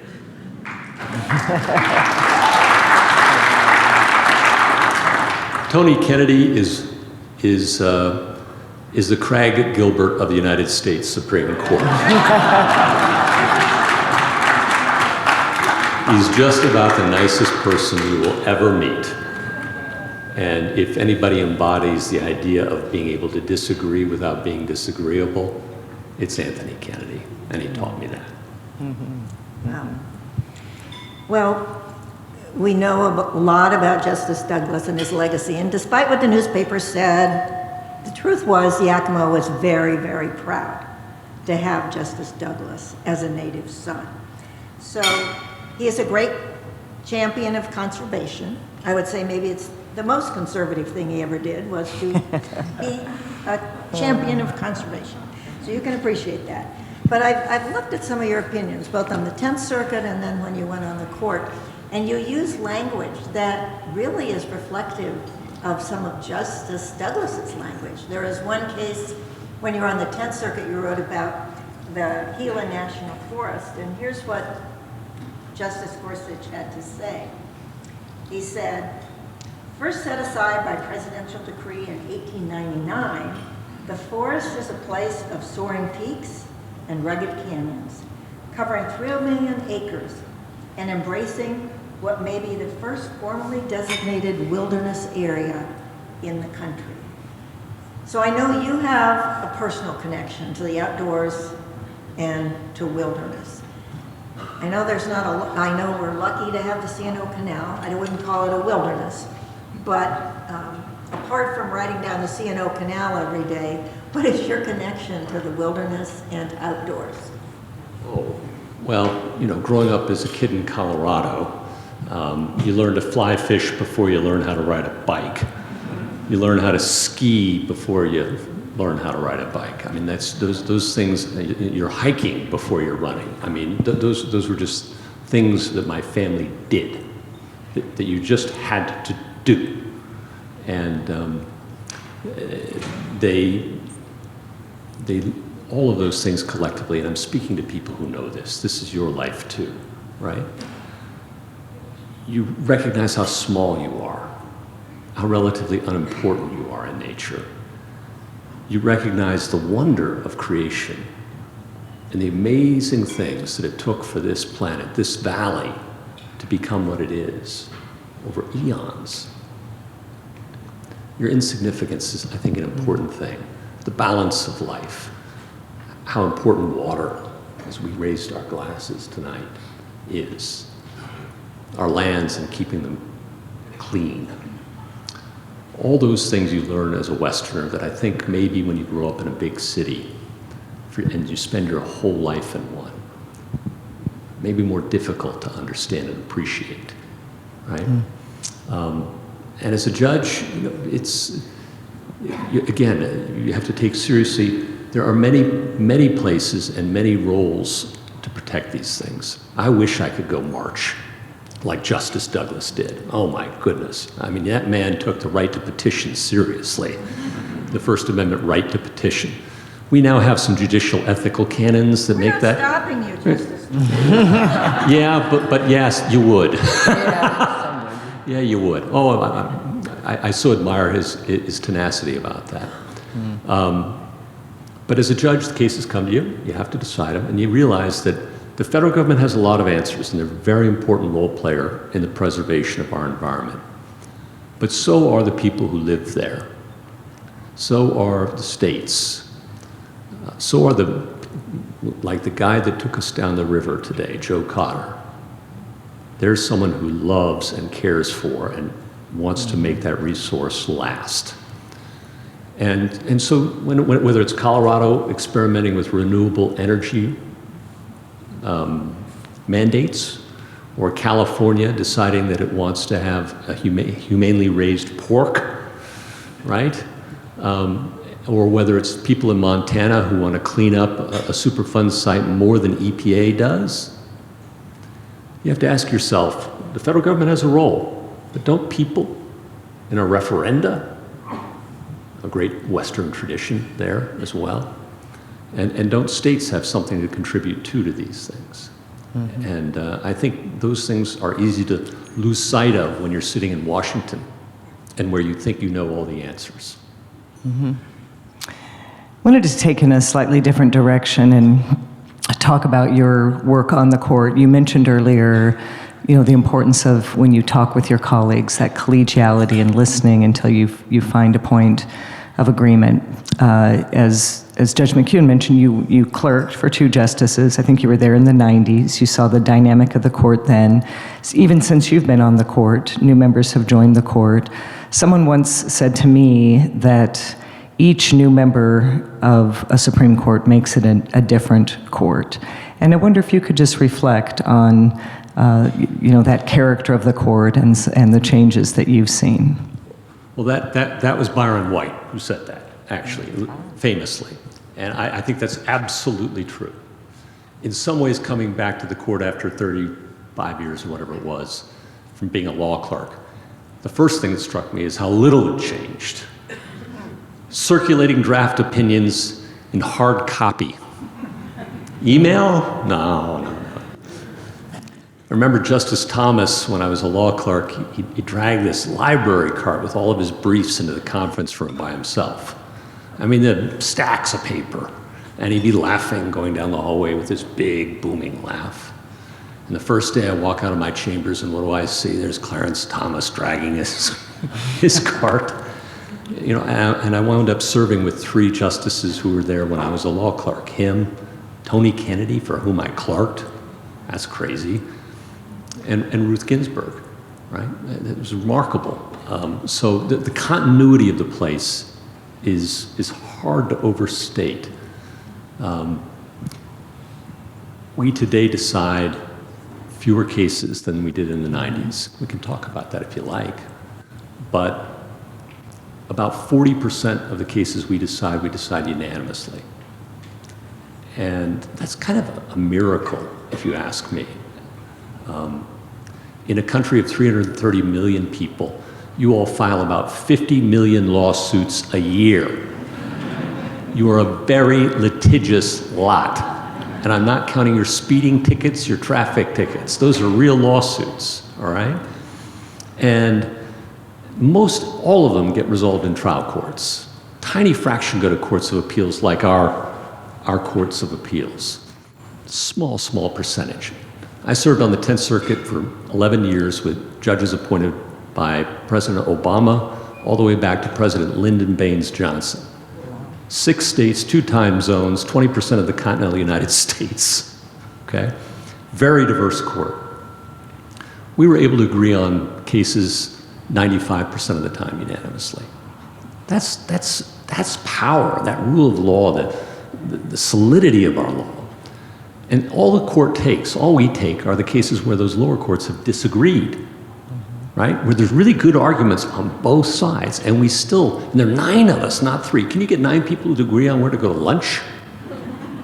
9 of us from all over the country, appointed by 5 different presidents over 30 years, and we come up unanimously about 40% of the time. I think that's a miracle. Now you say, well, what about the 5-4s and the 6-3s? That's about 1/3 of our docket. And only about half of those or less are the 5-4s and 6-3s you're thinking about. And what's really interesting to me, if you're asking what's changed, is what hasn't. Those figures I gave you, the 40% and about 1/3, same today as they were in 1945.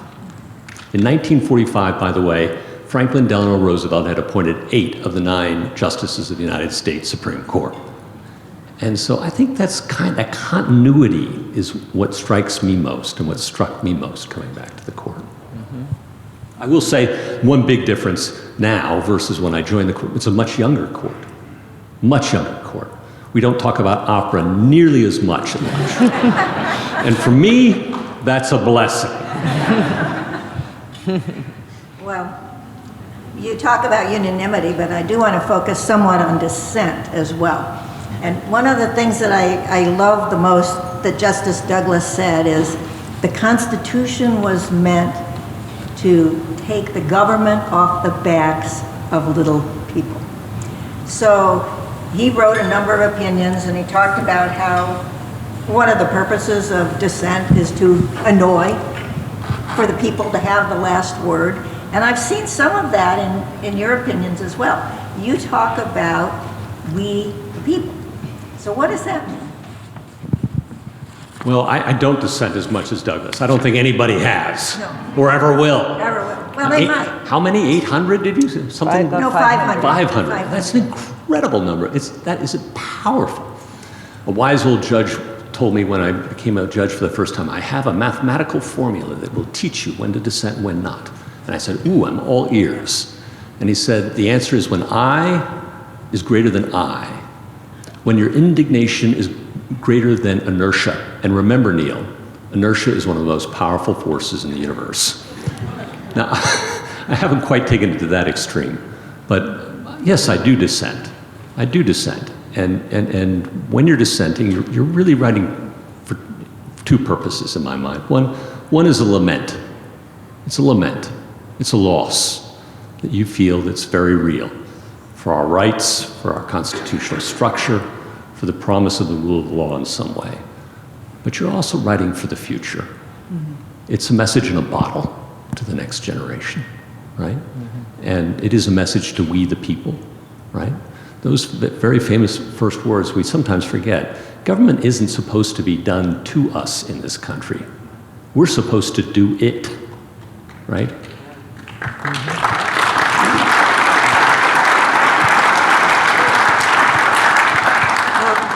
Your comment on dissenting for the future, perhaps you were echoing Justice Douglas, because that's what he said. And in something like 40% of his dissents, he was the sole dissenter. So he was writing for the future. But let me ask you a different area. We've all been reading the papers or blogs or something, and you've had a busy summer, you've had a busy spring, actually. And a lot of the news has focused on what's called the shadow docket.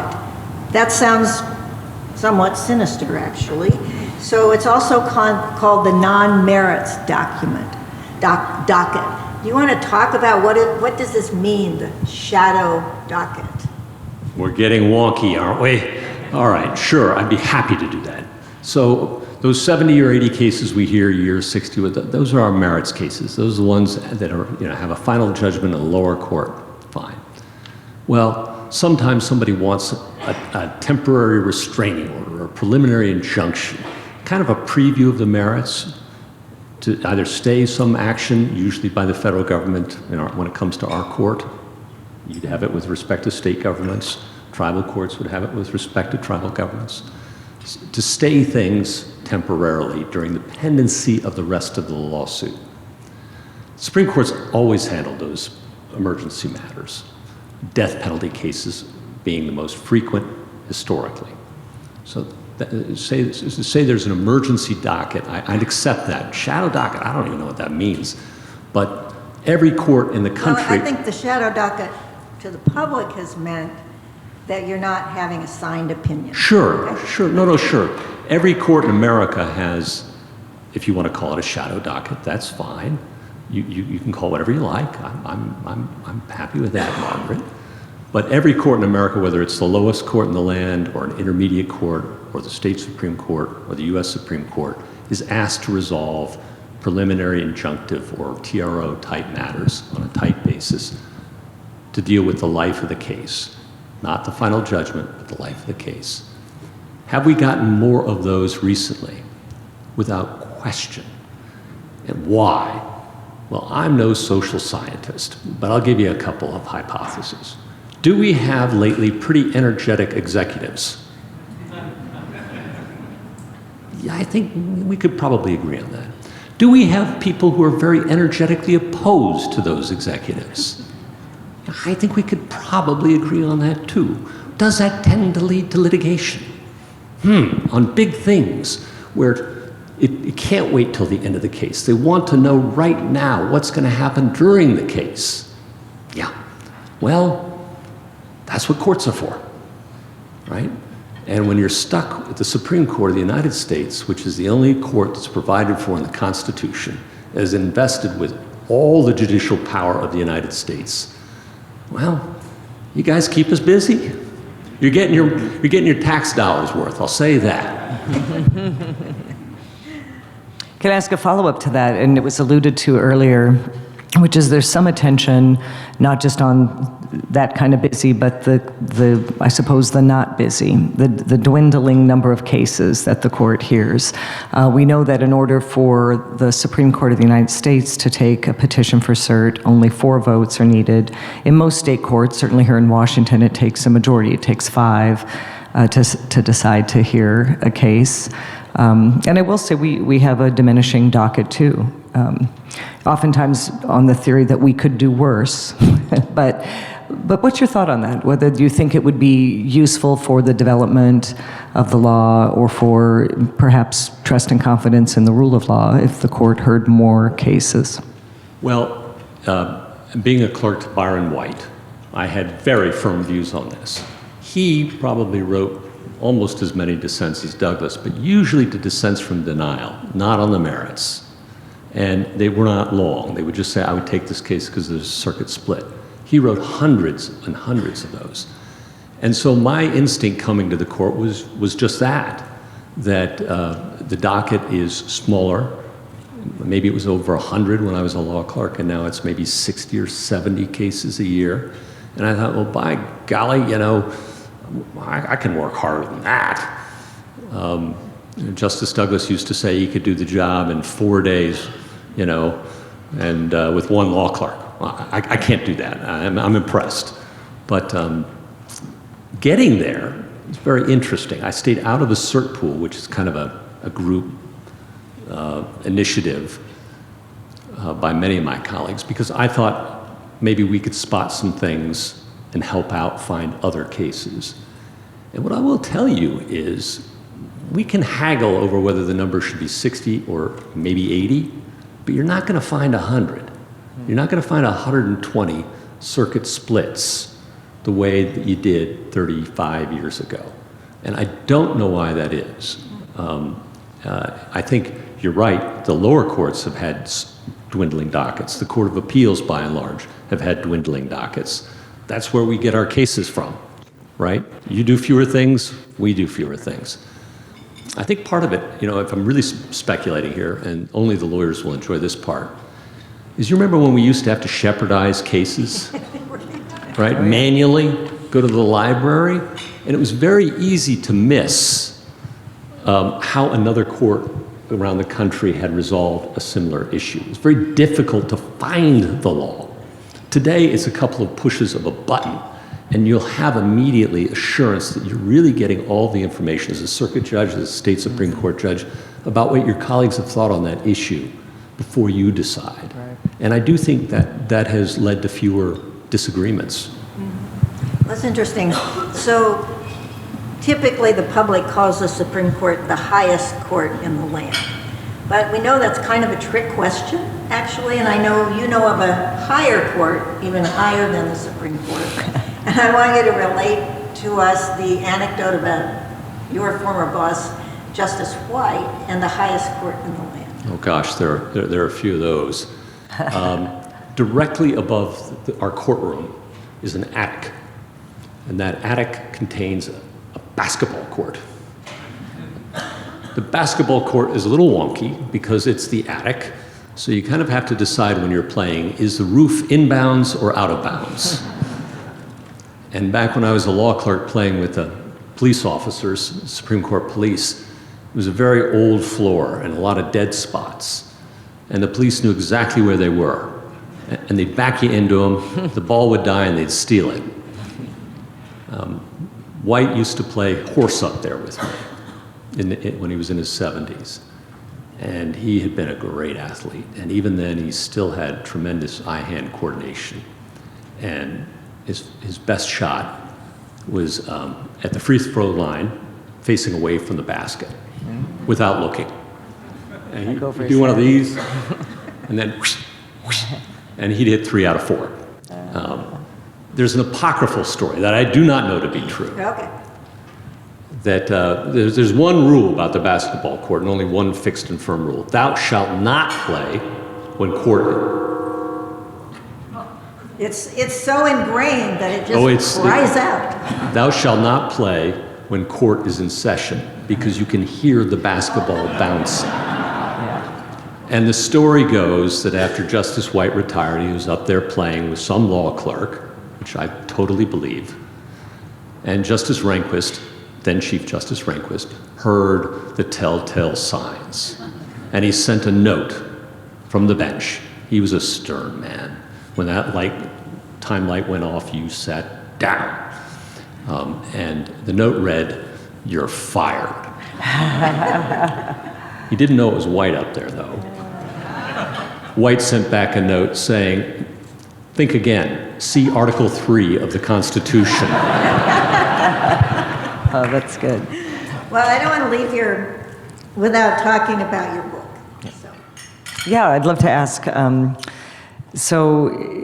by the way, the book is available in the lobby. I think there's still a few copies left, but... We were not paid for this announcement. No, we were not. This is what it looks like. Yeah. But in some ways, this follows up, too, on a bit of the conversation we got into at lunch today about, the rule of law and role of democracy. And in your book, one of the central themes is how, and I'm quoting, "the sheer volume and complexity of our laws swallows up ordinary people."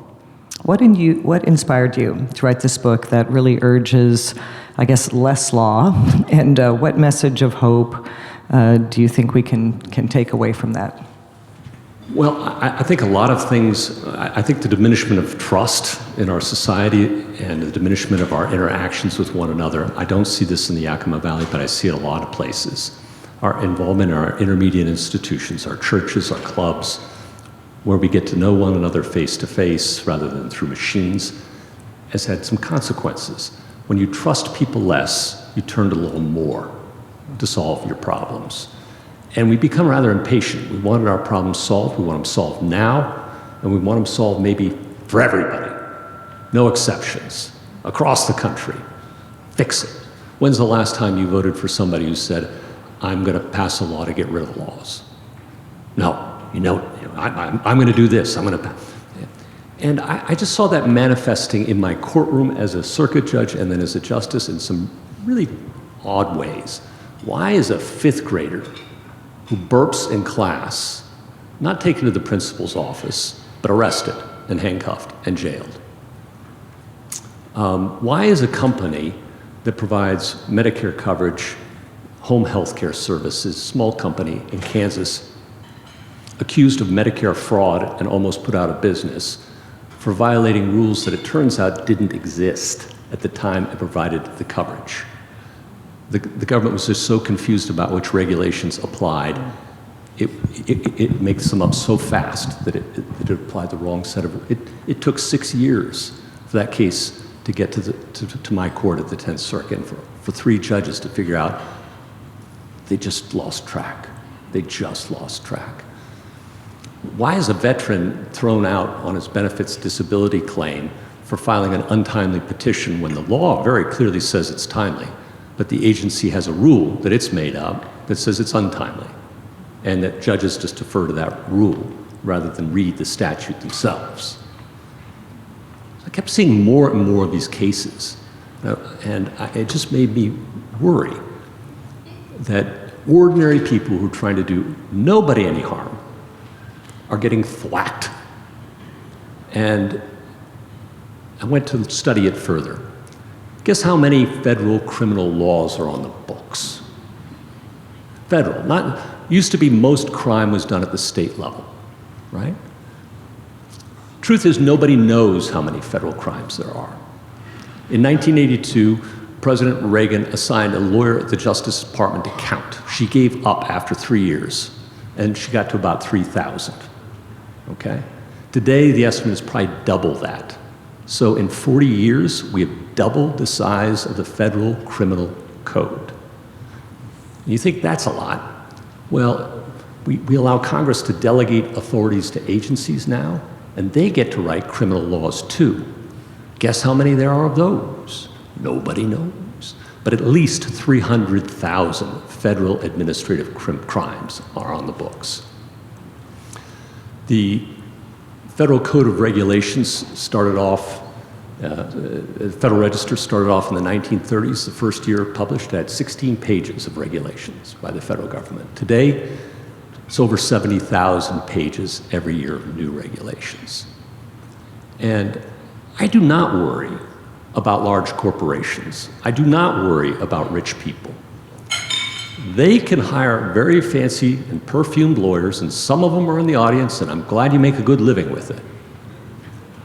And they can, in fact, maybe even capture an agency or two, right? That revolving door. They can make those rules work to their advantage to keep competitors out. But what about the ordinary American? What about the little guy? You can't do any of those things. And, you know, I thought, well, maybe this is a new problem, but it turns out it's very old. Madison warned about it in the Federalist Papers. He said the more the voluminous the laws become, more inequality you should expect. And at some point, does it diminish respect for law if you can be thwacked by laws you don't know exist? When it becomes a situation where you show me the man, I show you the crime. Well, you have a whole book full of examples, but my favorite is Marty the Magician. So would you share Marty the Magician with us? This is an example. This is just an example we could all relate to, I think. So Marty is a backyard magician in Missouri, all right? You know, he pulls a rabbit out of the hat guy, okay? One day he's in the backyard pulling a rabbit out of a hat, and someone comes up and flashes a badge and says, "Do you have a license for that?" Marty says, "For what?" "For the rabbit." "I'm from the U.S. Department of Agriculture." And Marty says, "Why, no, do I need I don't know." And it turns out there's a law that Congress, a very sensible law, that says if you're a zoo, a carnival, or an animal exhibitor, you need a federal license from USDA. Now, if you're the Ringling Brothers and the Elephant, God, of course you should have a license, right? And if you're a zoo, yes. Marty with a rabbit? Huh. That wasn't in the law. that was a regulation that was adopted by USDA, and they started enforcing it very vigorously. Well, Marty's a law-abiding citizen, and so he goes and hires somebody, and he fills out the license, and he gets his license. Okay, fine. A few years later, Hurricane Katrina happens, and USDA sends out a little missive saying, you now need to have an emergency preparedness plan for your rabbit. And there are 38 potential emergencies, and you have to describe in detail what you would do in each of those emergencies with your rabbit. And Marty's talking to the agent and says, well, I have a plan. We don't have hurricanes in Missouri, but we do have tornadoes, and I take them very seriously. And my plan is to get the family in the basement, get the dog, the cat, and if there's time, I'll get that rabbit. The agent was not happy about that answer. Didn't care about anybody else but the rabbit. Wanted to know. So he had to hire somebody. There's somebody who's an expert in filling out USDA emergency preparedness plan documents, and he wrote a 40-page something or another document to USDA. Fine, okay. Then he has a home visit. Their home and surprise home visits accompany this too. And on one home visit, the agent said, well, I see the cage that you carry the rabbit into the shows, and that's a nice cage. But how do you know which way to carry it? And Marty said, well, why, there's a handle on the top. And the agent said, no, my guidebook says you have to have a this way up sticker. So Marty says, well, where do I get those?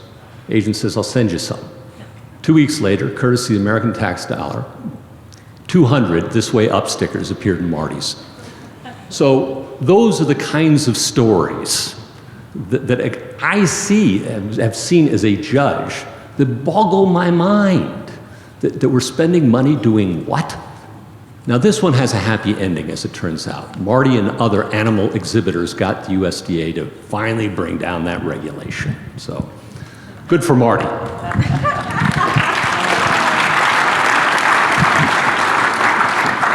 So I know we need to wrap up.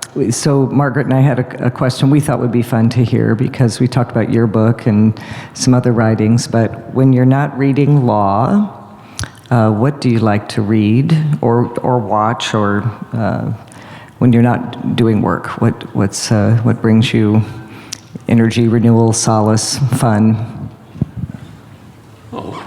So since we're out west, a couple great books. Some of you may have read that, Blood and Thunder, about Kit Carson. That's a great book. I got one. The Empire of the Summer Moon, about the Comanche. That's a great one. I mostly read fiction though, and I think there you can touch the heart in a way that you can't with nonfiction.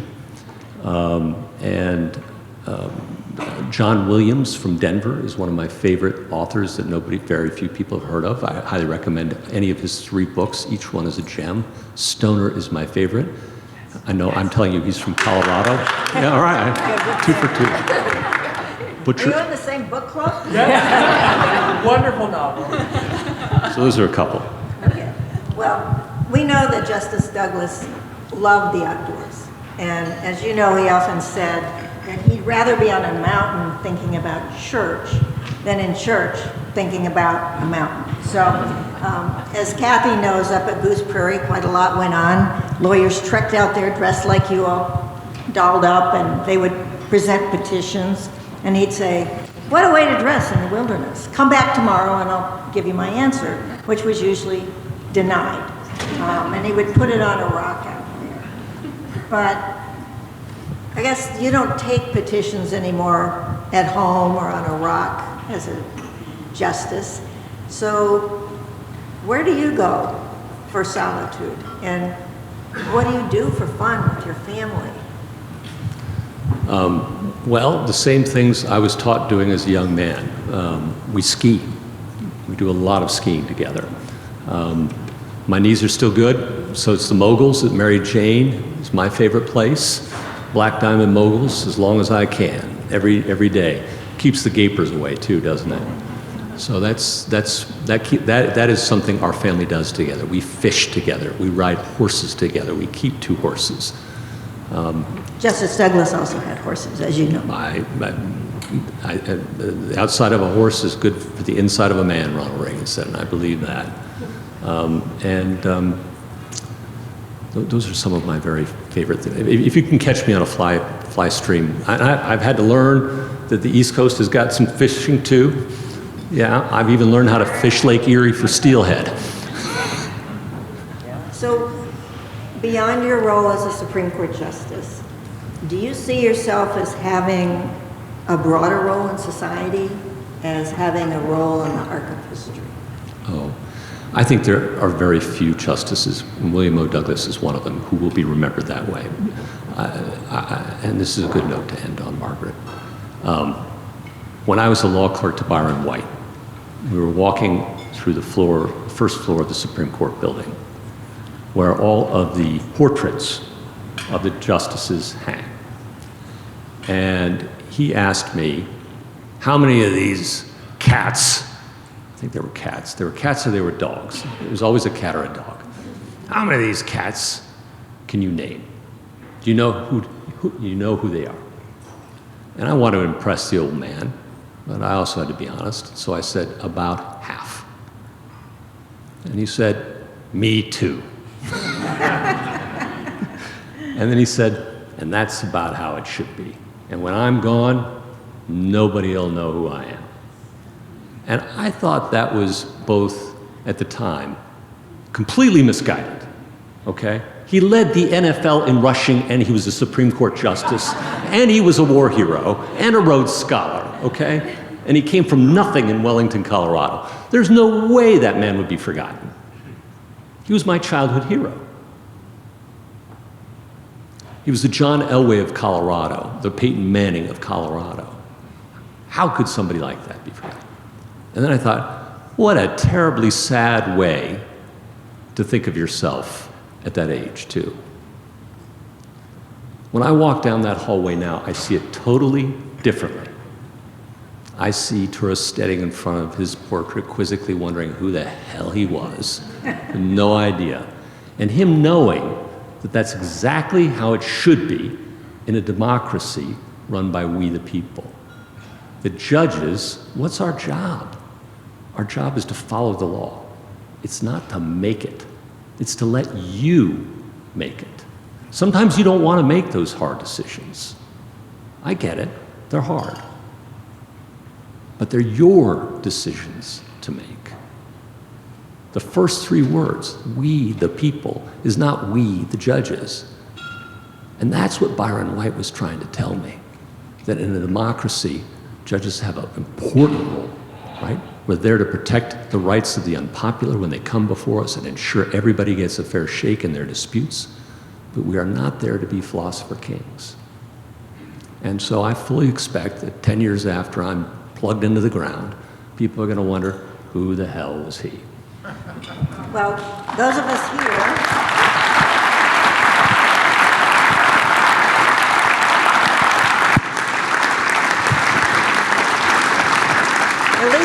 at least as of tonight, we are not saying, who the hell is Justice Neil Gorsuch? So thank you so much for coming. Thank you very much. Thank you very much.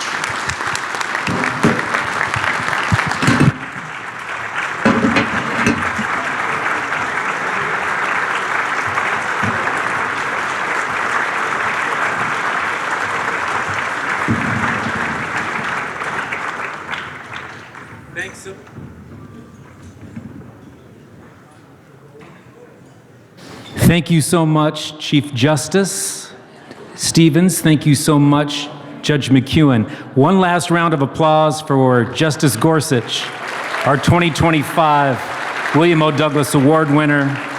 Let's get another round of applause for Kathleen Douglas Stone, our Lifetime Achievement winner.